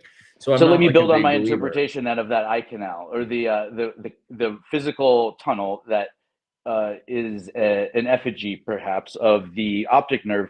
And in university, you remember that wall is always bricked off. And every time you go through that, there's a ritual where you have to put the bricks up behind you. And like each student, again, it seems like, because when you're training a human surgeon, you can cut off your own finger. The head doctor cuts off his own finger and sews it back on, makes his head student sew it back on, including the nerves down to the microsurgery and everything. But with the optic nerve in particular, that's one thing, even with the most advanced science, if that specific nerve gets severed, there isn't a very clear way that we have of putting virgin tears on it, so to speak, or HGH or stem cells or whatever it is, so that connection regrows. Whereas you might have numbness in your fingertip for a while, and then if they go in and do some more microsurgery and reconnect the nerves, you can regain feeling and functionality and dexterity, whereas the eyeball in particular. So again, it's a map of an experience that you have learning about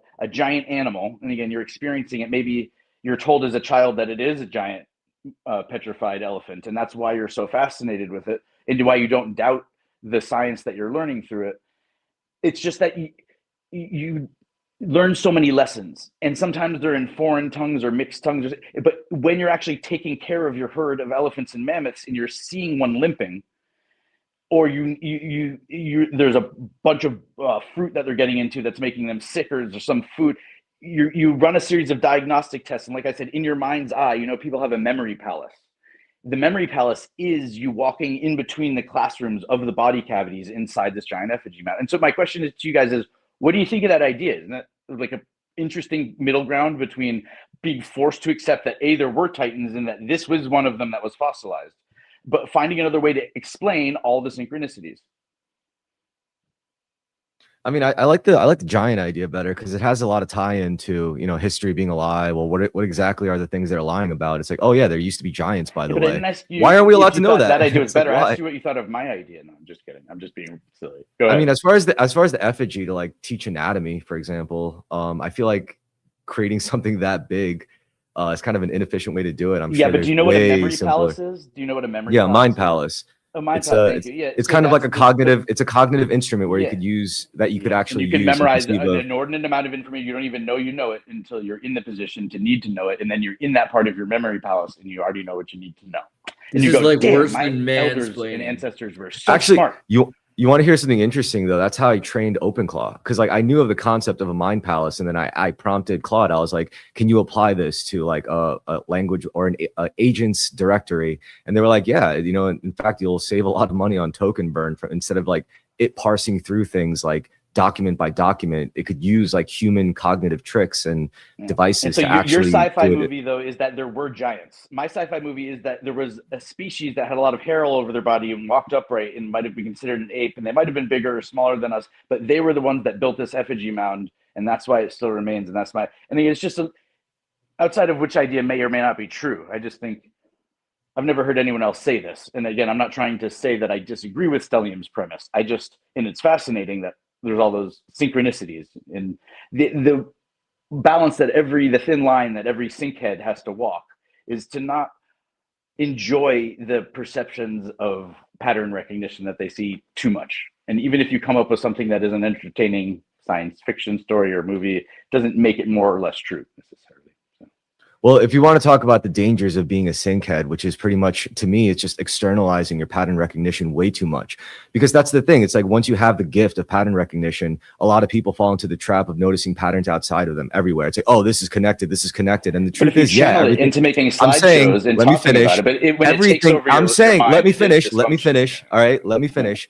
The alternative to just externalizing your pattern recognition is to analyze your own patterns.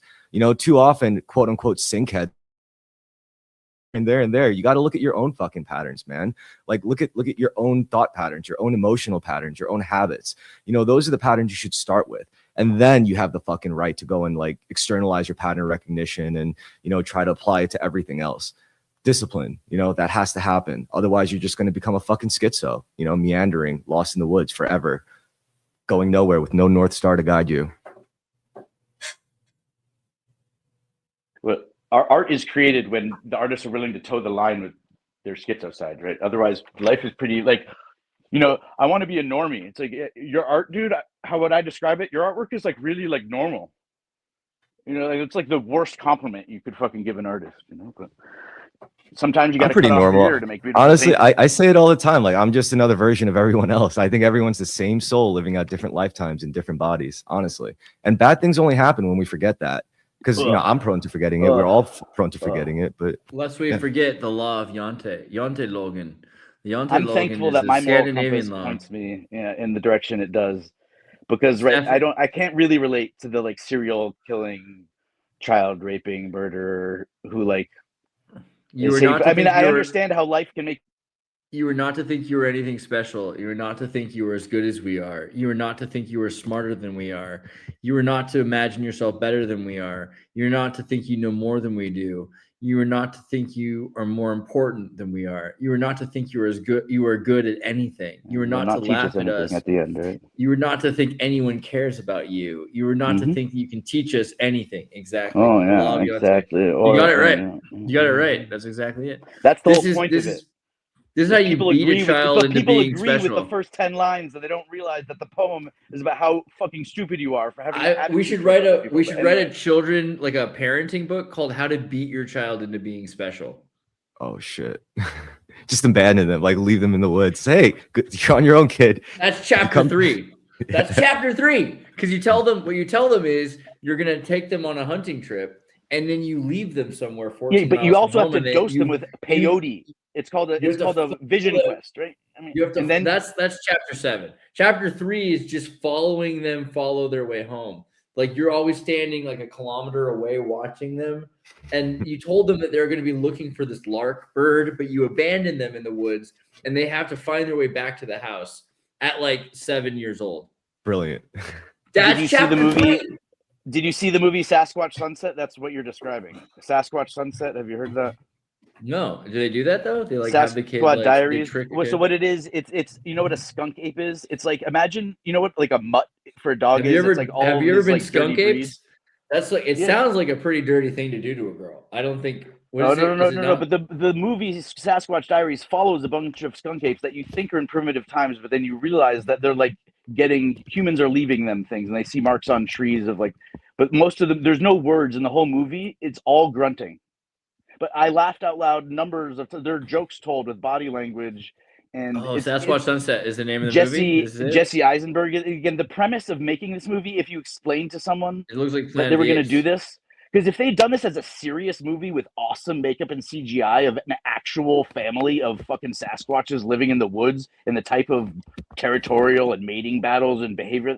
At one point in this movie, they stand in a road. They find a road and it's a straight line, and it causes them to have a psychotic break. And what ends up happening is both main characters end up standing and shitting and pissing themselves in the middle of the road, and it's shown in full grotesque detail. And then this movie just moves on to them like proceeding and crossing the road and getting to the fruit tree on the other side. But and this it is an amazing movie. You have to watch this, and because you're in Europe too, it transcends language.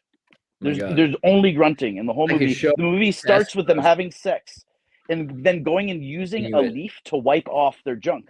And later, like a year later, Science Magazine reports, BBC News reports, no, great apes or certain monkeys use leaves as toilet paper, and we never knew that before. But no, they definitely use toilet paper as. But the movie made it a joke that you went and wiped off after sex, So the movie forces the audience. It opens with two skunk apes fucking in doggy style, and you went with your family to see what you thought was going to be like a kid-friendly comedy, and a good 35-40 seconds, you just what. So it's a comedy. Yeah. No, I love I like the concept. I like the concept. I was thinking it's like maybe, if you're going to take a shit or, have sex or something in the wild, do it by the water, so you could easily just wash yourself off after. Yeah, but you drink out of that pool, man. Yeah, but it's a moving body of water. It'll just flow out. Moving water. Okay. Yeah, if it's a pond, it's a little different. And you actually, so in Africa, what it was is the local guys. There were places where they said you could pee here, and that's fine. And upriver from here is where we take water from. And so the rule locally is that you only pee from this line downstream. Forward. Yeah. And if you're gonna wash your clothes, it's a little farther to wash to get the bucket of water from that part. And it might be fine, but yeah. It's kind of like life, it's like don't shit where you eat kind of thing, right? Yeah. Unless, yeah. Yeah. But I like how if you're in a jail cell, you don't have much choice, I guess. But I mean, it was even a cultural thing for some cultures. I don't have to point them out, but it's like you use your hand to, wash your bum after you take a doopy. You don't know how to use the 3 seashells? Oh my god. He doesn't know how to use the 3 seashells. Oh my god. Anyone? No? Demolition Man? Look, anybody? Bidets are the future, okay? Seashell, bro. The 3 seashells in the movie Demolition Man, Sylvester Stallone is looking for toilet paper because he got frozen and sent to the future. And there's a machine on the wall that gives you a ticket every time you say fuck, shit, ass. And he's realized this machine exists, and he comes out of the bathroom and he's like, guys, there's no toilet paper. And everyone starts laughing at him. Oh my god, he doesn't know what the 3 seashells. He goes, forget it, guys, I got it. And he walks up to the machine and he goes, fuck, shit, ass, bitch. And gets a whole bunch of these tickets and holds them up and goes, I'm all set, guys. Like he found his toilet paper. And he uses that as toilet paper. Oh, that's pretty good. I gotta watch Demolition Man again. It's been a while, but that's like more and more appropriate. I saw something the other day that was asking how many of these experiences you had, and they were all things I'd done. And I was like, oh my god, I'm old, because they're all things that don't happen anymore, like newspapers or modems or floppy drives or something like that, and like all of those things they existed. We actually survived the transition from the real world into the Matrix. That was speaking our of life. movies, I usually, even if I don't know the movie, it's like, and I haven't seen the preview, if Andreas goes on stream and says, if you haven't seen Monkey Bone, definitely see Monkey Bone. I'm like, oh, Brandon Fraser, and I want to watch it cold. And I found my friend has it on his Black Box. So, you know, Black Box, like the free cable thing from like the 1980s and 90s. You know that still exists? I didn't. And in Boston again, I lived here in my apartment in different. Everyone's paying for internet and cable, and it's like this extra $100 for cable. Whereas you could buy a Black Box, plug it into your internet, and you have every movie ever across all platforms. Things that you, for instance, the Robin Williams movie Toys, which is an amazing visual treat. Isn't on the internet. It's not on Hulu. Sorry, go ahead, Andres. Go ahead. Is it a Cody box? Like, is it just Cody, basically? It's being sold in the community like weed used to be when it was not legal. So it's like a wink and a nod type thing. But you can do this. The odds that the feds are going to come knock on my door because like I'm buying something that is anywhere between $25 and $500, but it's a one-time fee, and you hook it up and it just works for forever, and then it'll update its own operating, and it's probably also spying on you for China and South Korea and North Korea. Right. Like, well, totally. But like for $20 or something, you can get. But if you have nothing to hide, Andreas, what are you afraid of? No, I'm sorry. No, but you can get. You do though, because if they give you any shit for VPN, so what you need is a VPN. Like you got to get like Nord or PIA. PIA is pretty good too. I don't know why I'm telling this instead of Nord because I have the Nord Pass, but Nord VPN is the one you should get, and you should use NordVPN. See, but the fact that Andreas thinks that a VPN works makes me think that it doesn't actually. It doesn't. It's not about. It's meant to make someone think that they can get away with something. It's not about. In fact, if you use a VPN, it goes into a separate category that gets a double review. Yeah. But you're not using it for that. So if you're watching videos, this is a very limited scenario. We're not using a VPN. Like if you want to like tell me something and you're in Iran, you got to use at least 2 VPNs, and probably you should use 2 separate kinds of VPNs. You should be using a double layer VPN. From Nord, 2 goatskin condoms won't protect you from AIDS. You need latex. Sorry, I mean 2 VPN. And like double masking it is a good metaphor for this. But my point wasn't that. The point is, if you're watching videos and you're in a place that the lawyer can send because there are law firms that will look up for your IP address and they're going to send a letter saying you stole Rick and Morty from HBO. It's a $10,000 lawsuit. If you give me $600, I'll go away. And people pay this all the time because they don't want to go to court. Now, granted, I think you should always go to court. You would always win a case like this.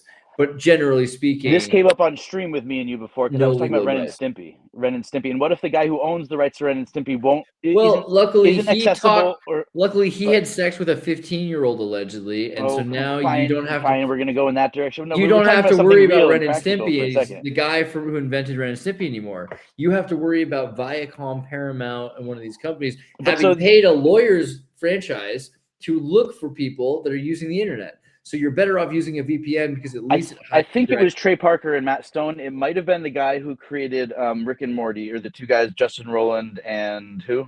And again, 2 other people with questions. But they said their biggest honor would be to meet their idols, the people that created the artwork, that they were excited to add a new Don Quixote-esque chapter to it. No, it's not the original authors. You can say it's canon or not, but we made this beautiful artwork we want to share basically for free with the universe, and we don't know how much to pay the guy because he won't return our phone call, but we already have released this and made money off of it. So we're happy to meet you across the court, and yet we hear you're the royalties from your Ren and Stimpy aren't that high, and we're excited to cut the creator of Ren and Stimpy a check for $1 million. So can I ask you guys? I have a question for both of you. What do you guys? You guys watch a lot of movies and TV shows? What do you think about story structure? Like, what are the building blocks that actually make up any story? Like the first act, second act, third act, all the scenes in between. Like, what's your even song structure? Like how you could listen to the music as a consumer, but if you think about the Save the Cat, 15 beats, right? Or it's like verse, chorus, bridge, chorus. It's like, I know looking at art that way kind of eliminates the Andres, magic this of is it. A narcissist trap for both of us. The real question is, Chris, what do you think of it? Because True. Even if we I'm give our asking, answers, we're still what do you going mean to a narcissist trap? It's a fucking question because you guys always talk about like movies and shows. Now I want to ask so your you're take interested on in it. our You know? opinion, but you also have an opinion on the question you're asking. There's So 3 acts to a instead story, of me right? offering a response, I want to hear what you also have to say. No, but I asked first, so by nature sure. you And should Andreas, reply like I said, first, has a and much I'll more give my intelligent- opinion. Yeah, true. He's I thought can't about even this before. now. I I'm can't even coming in respond until Stefan responds because he tried not to be a narcissist. So now we have to reverse the Uno card. Sorry, Stefan, you first. And I did this to you, Chris, before. You said I don't think people are really that interested in what I'm saying, but I'm saying that makes you think Andreas has poor taste because he keeps bringing you back on because he thinks you appeal to a certain portion of his demographic. You have a cohesive force. No, no, honestly, you're wrong about that. You're wrong. I'm genuinely just curious about your fucking thoughts on this because you guys again talk about movies and shows a lot. Cool. So now I want to present this question so you can fucking tell me. There's 3 acts to a story. There's 15 beats to a movie. You can read Blake Snyder's Saves the Cat. There's 15 beats, so there's 5 beats per act. You can start a story off by saying, here's the character, and they're fragile in this way. No one's going to care. What you do is you start a story off with Indiana Jones running from the boulder. The boulder's chasing Indiana Jones, and then from there, you see who Indiana Jones is, but only after you see that Indiana Jones is running from a boulder, because you need this emphasis image of this is the hero's journey. This is the hero, and then this is the monster. And there's 3 kinds of stories: man versus man, man versus himself, and man versus the world, right? So there's environmental disaster, there's conflict in a duel, or there's someone who is fucking their own life up and they won't allow themselves to succeed. Either way, those are the only kinds of stories that really exist. So you start with a major impressionist image. You then continue to explain why they have the tools only after you explain what the problem is. Basically, it's setting the stage that there's a problem, explaining why this hero has the tools, what crazy unexpected history this character had of pathos that led them to have the tools. Well, their dad beat them and made them into Indiana Jones. Like he named himself after a dog. He's been all around the world. He knows these things because he's actually a boring high school teacher. That's why he knows those things. You wouldn't start a story by explaining there's a boring high school teacher who left his school in New Jersey to go be an archaeologist. Like, that's the worst way to start the story of Indiana Jones. So the boulder chases him. Then you explain why those things will help him fight the monster or the boulder, and what the resolve is this kind of, everyone in the audience has a pulp fiction. There's a pulp fiction, which is the gold in the briefcase illuminating. You see the reflection back in their face. That could be the goblet of Christ or something like that. It could be the Holy Grail, whatever that is. But I think actually Indiana Jones is a great example for how a movie should be structured. You have the Holy Grail as something that you don't even anticipate. Everyone's wondering, could it give them whatever their dreams are? Everyone who has a dream, the dream is inside of the Holy Grail. We're all in this together to get our dreams when the hero grabs that, when it succeeds at that goal. And then you find out you can't have it because it would destroy you. And so you have to learn to live for something else. And then you see the character left on a doorway to a bus, anywhere they want to go in the world, basically. So, Andreas, what was the question that he asked you as a joke? Storytelling. And it wasn't a joke. He was a serious. The answer you just gave that I've interrupted is exactly why I became a fan, not just of your pre-made edited videos, but of your live streams. And it's specifically when you go off on a riff where you're painting a picture of words, and the temptation is to not agree with a certain portion of something, of one phrase of one. But what you're actually doing is laying out a 3-part argument that's actually kind of rote, and you can go to a blog and read it too. But you're laying it out for the audience in such a way so that you're going to disagree with yourself 15 seconds from now. And let Andreas do the weave. There are other ways to do stories. That was an example of a story. But remember, there's stories that are 3 different kinds of stories. So there's different ways, and maybe you've got another way. And this is the thing. He asked both of us. I'm very curious. What would you say is a great way to tell a story? So my instinct would be to make a ironically, joke, we were talking about just this joke. before the talk. a cheap, because it's not something that I've considered at length, and he's asking a question to get, because what he said specifically, he's asking us too, because we talk about movies.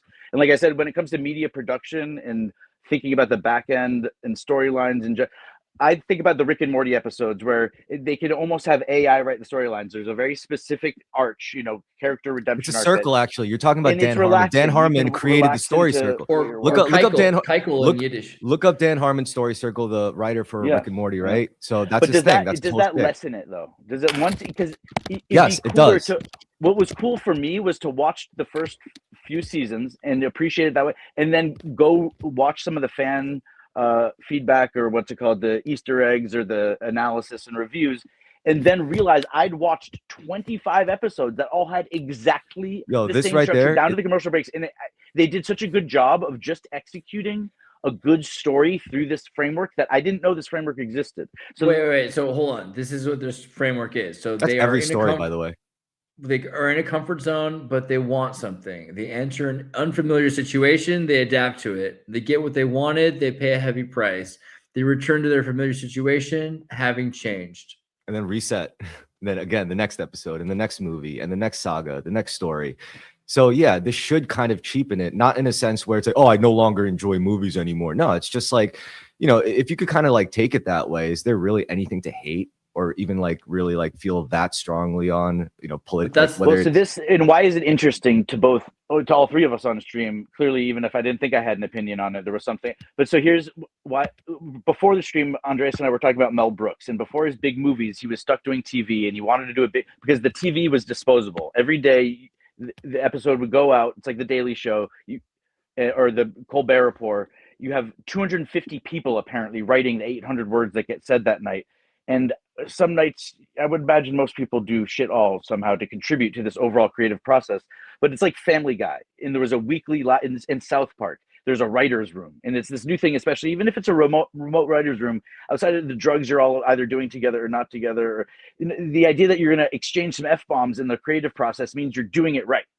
As long as you don't take it personally ever, and don't get too attached to it. And if you are really attached to it, if some guy that never freaks out about insisting on some plot point is free, either he needs to talk to his therapist about that, or maybe it's really important to him that get in the artwork that he's making. And then you don't need to just like fuck with an artist who's in the writing room. But so what's exciting about the creative process is this free form. It has a deadline though. So we're going to expand. SNL writes 500 skits and then they do 8 or they do 15.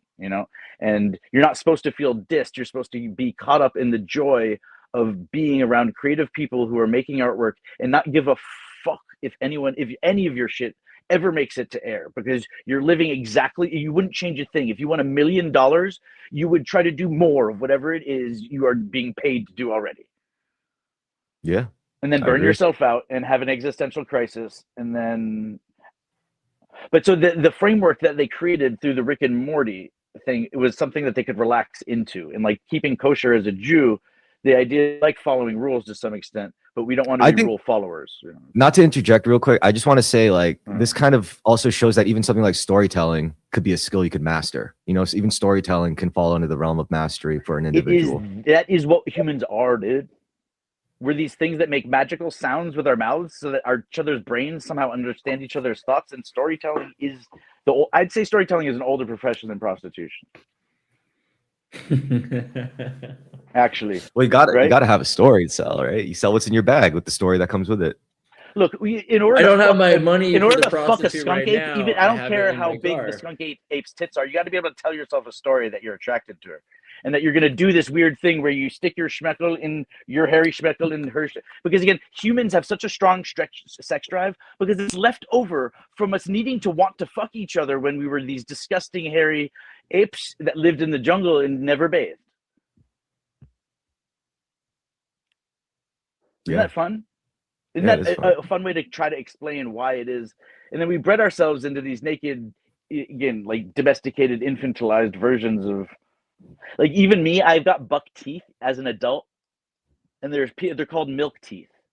And some people are naturally more disarmed by someone who doesn't have perfect teeth, and they don't like snaggletooth, but there's something that makes you look youthful if you have buck teeth, and like they're called milk teeth. And some people think that if you're wife again has small hands.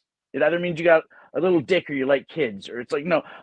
But like because you love your wife and she happens to, or like again, it's like if you like someone, if they find out of 1,000 images you tend to be attracted to people with milk teeth, it means that you're attracted to kids, and that's again not true in certain genetic clades. And like, is this like your disclaimer? There are no like, adults with milk teeth. I come from a lineage of my DNA is made up of the people that raped the women in my culture, who then insisted on excommunicating or killing the babies. They kept them in the Jewish church, and so Judaism became matriarchal instead of patriarchal. But all the orphans that got together and eventually blended into their own side blended race, as opposed to the kind of purebred Ashkenazic or Sephardic, they're outside of the Ashkenazic period. All of their DNA that was there were the people that raped their mothers in the pogroms, and then they excommunicated the kid. And it's like that scene in Woody Allen's Annie Hall, where Annie Hall's got that tie, and he's like, "That's a lovely tie," and she's like, "Yeah, my grandmother gave me this tie." He's like, "My grandmother never gave me a tie. She was too busy being raped by Cossacks." You know?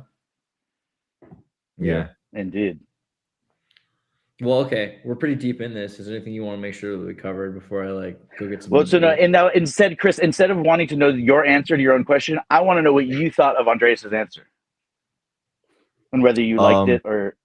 Andreas's interpretation of like story structure seems to be more linear compared to like what we stumbled into with Dan Harmon's story circle, which is more of like a circular process. But even then, if you apply that to like regular living, we like to think our lives revolve around like, you know, is cyclical like a circle. It's actually an illusion, because if you look at it in a different perspective, it's just actually a spiral, and people could either be spiraling upwards or spiraling downwards. You're always in motion. Everything sounds moves, a little reductive. I love that. I love that. No, I think it's true though, because it's not just a spiral. It's like when they see a sound wave, and it's not up and down. It's actually spiraling towards you. And so the story isn't ending up back where it started, unless you're in a really terrible, like the first season of a show often will do this watertight thing where, you know, like for instance, Smallville, they'll find some kind of new kryptonite. It'll cause the town to become addicted to street racing or something. And then by the end of the episode, it's all resolved and it never mattered.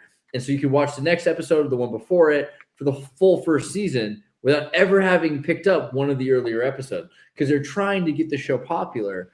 They're waiting before they start doing sequential cause and effect episodes. But South Park, for instance, will do cause and effect episodes, where Family Guy does these watertight episodes. And I don't think watertight episodes are as useful for resolve. So you can have them.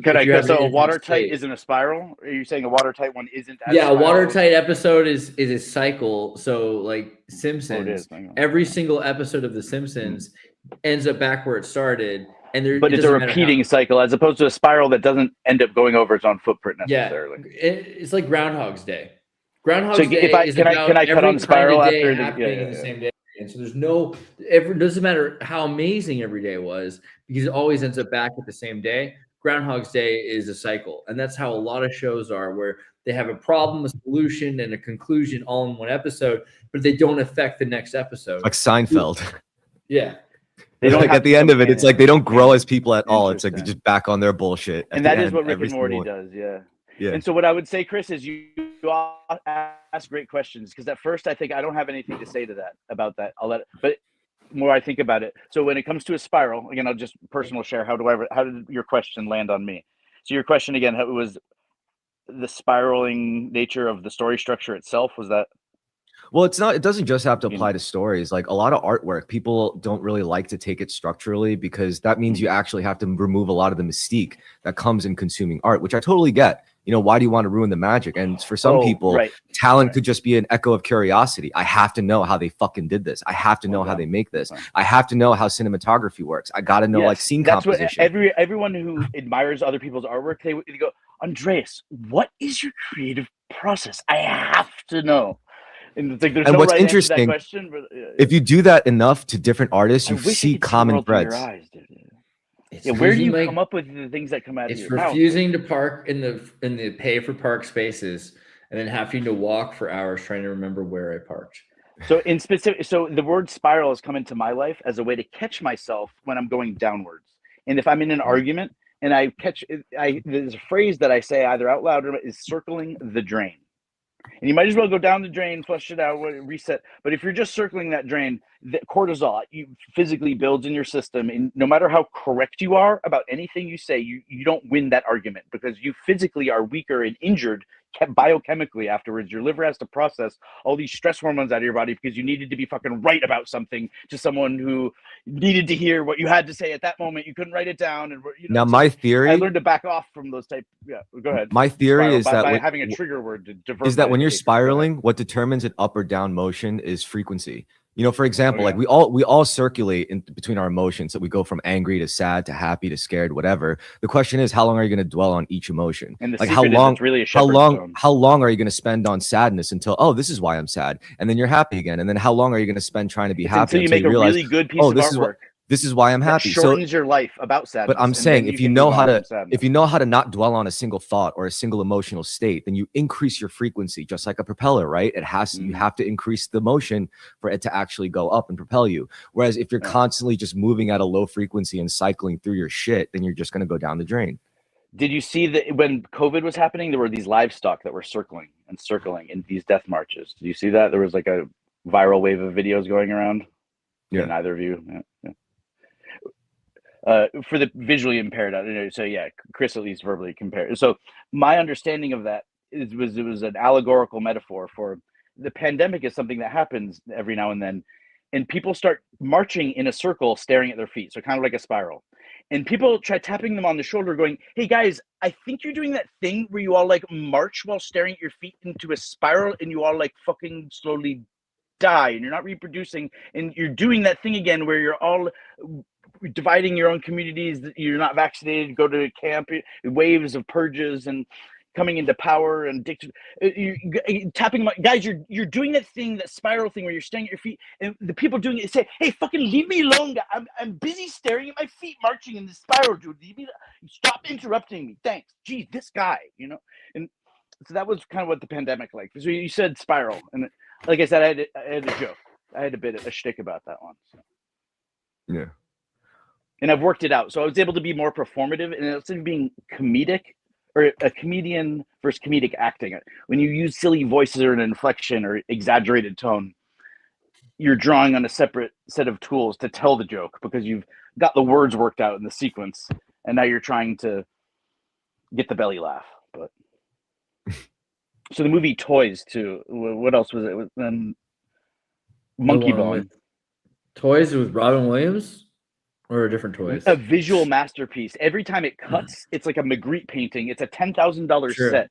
It is incredible. Like it's like Wisconsin or Minnesota. Yeah. Don't watch it on your phone. Find a big screen and the remastered digital version. But here's the conundrum I have. I type that into Google and I can't find. I'd have to go on eBay and buy one of the limited edition HD remastered copies that was released of that movie and hope that it wasn't scratched. Definitely, whatever you do, don't go to YTS.LT. Don't like illegal. Thank you. Solar movie went down. Oh, and my sports streaming website, VIP League, went down too. Oh my! Don't do that. One more time. Friends don't let friends like. Actually, I will wind it. No, don't say it again. I'll rewind. Friends don't let friends torrent from YTS. Thank you. Oh no, is it torrent though, or is it streaming? I mean, it's torrent. You prefer streaming, huh? Yeah. But you know how to use it. I don't know how to use condoms. I'm torrent. It's like torrent. I don't know. Is that safe sex or not? Definitely don't use the torrent streaming Chrome extension WebTor that allows you to watch torrents in your browser. Can you do it on a phone, an iPhone? Definitely you can if you have Chrome or Brave. Oh, and you're saying because the speeds are so fast, you're saying, yeah, you're torrenting, but it's got packets. You shouldn't do it. About packets instead. You shouldn't do it. You can basically. So it's wrong. Is that true though? Now a torrent doesn't mean you can't live stream it and watch it as it's downloading, pretty much, right? You shouldn't sequentially download the streaming torrent file as parts. I'm gonna go to that effort. I'm gonna go find some awesome vintage porn and download. I'm not gonna download them. I'll pay $4 to watch it. You know? I mean, I'll be real with you guys. I get letters from my ISP all the time telling me it's like, yo, you've been downloading shit that you shouldn't have, like movies and shit, instead of paying for it. And I was like, I don't give a fuck. And the one time they did shut off my internet, and I had to like log back in and like turn it back on.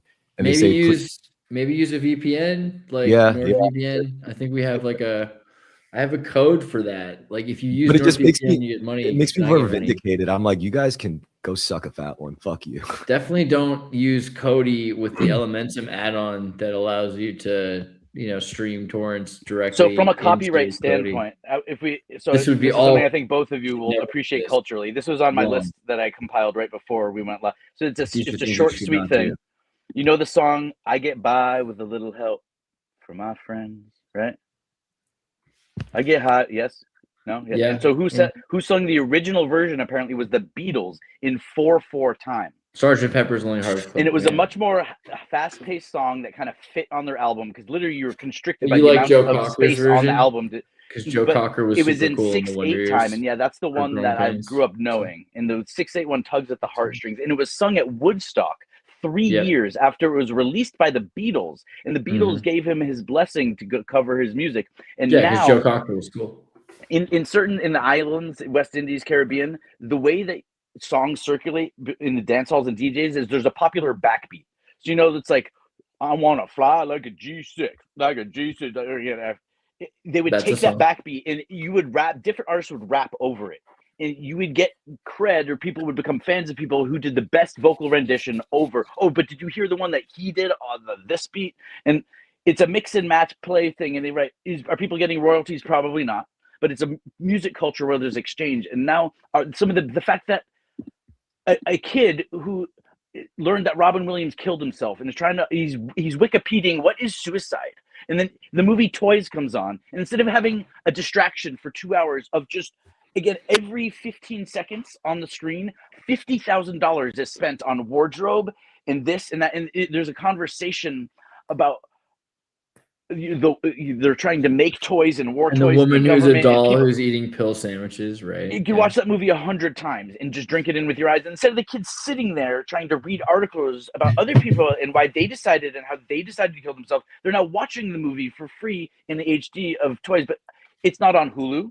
It's not on Amazon. It's not on YouTube for purchase or for stream. It's not. And if there is a copy out there that you find, it's like a SD degraded version, and that's a movie that deserves it to be watched on a big screen TV in full crisp HD, and it's a totally different neurological experience regardless of whether you know anything about cinematography or appreciate anything. That movie will keep your ass in your seat, in your mouth quiet, going, what am I seeing? I've never seen anything like this. And noticing little details in the movie in the background, like those aren't curtains, those are cardboard painted as curtains, and like everything else in the room is normal, and you're thinking about asking your friend or like pointing out the detail, but like no one said anything yet, and you're like 45 minutes into the movie and you're just like noticing weird things.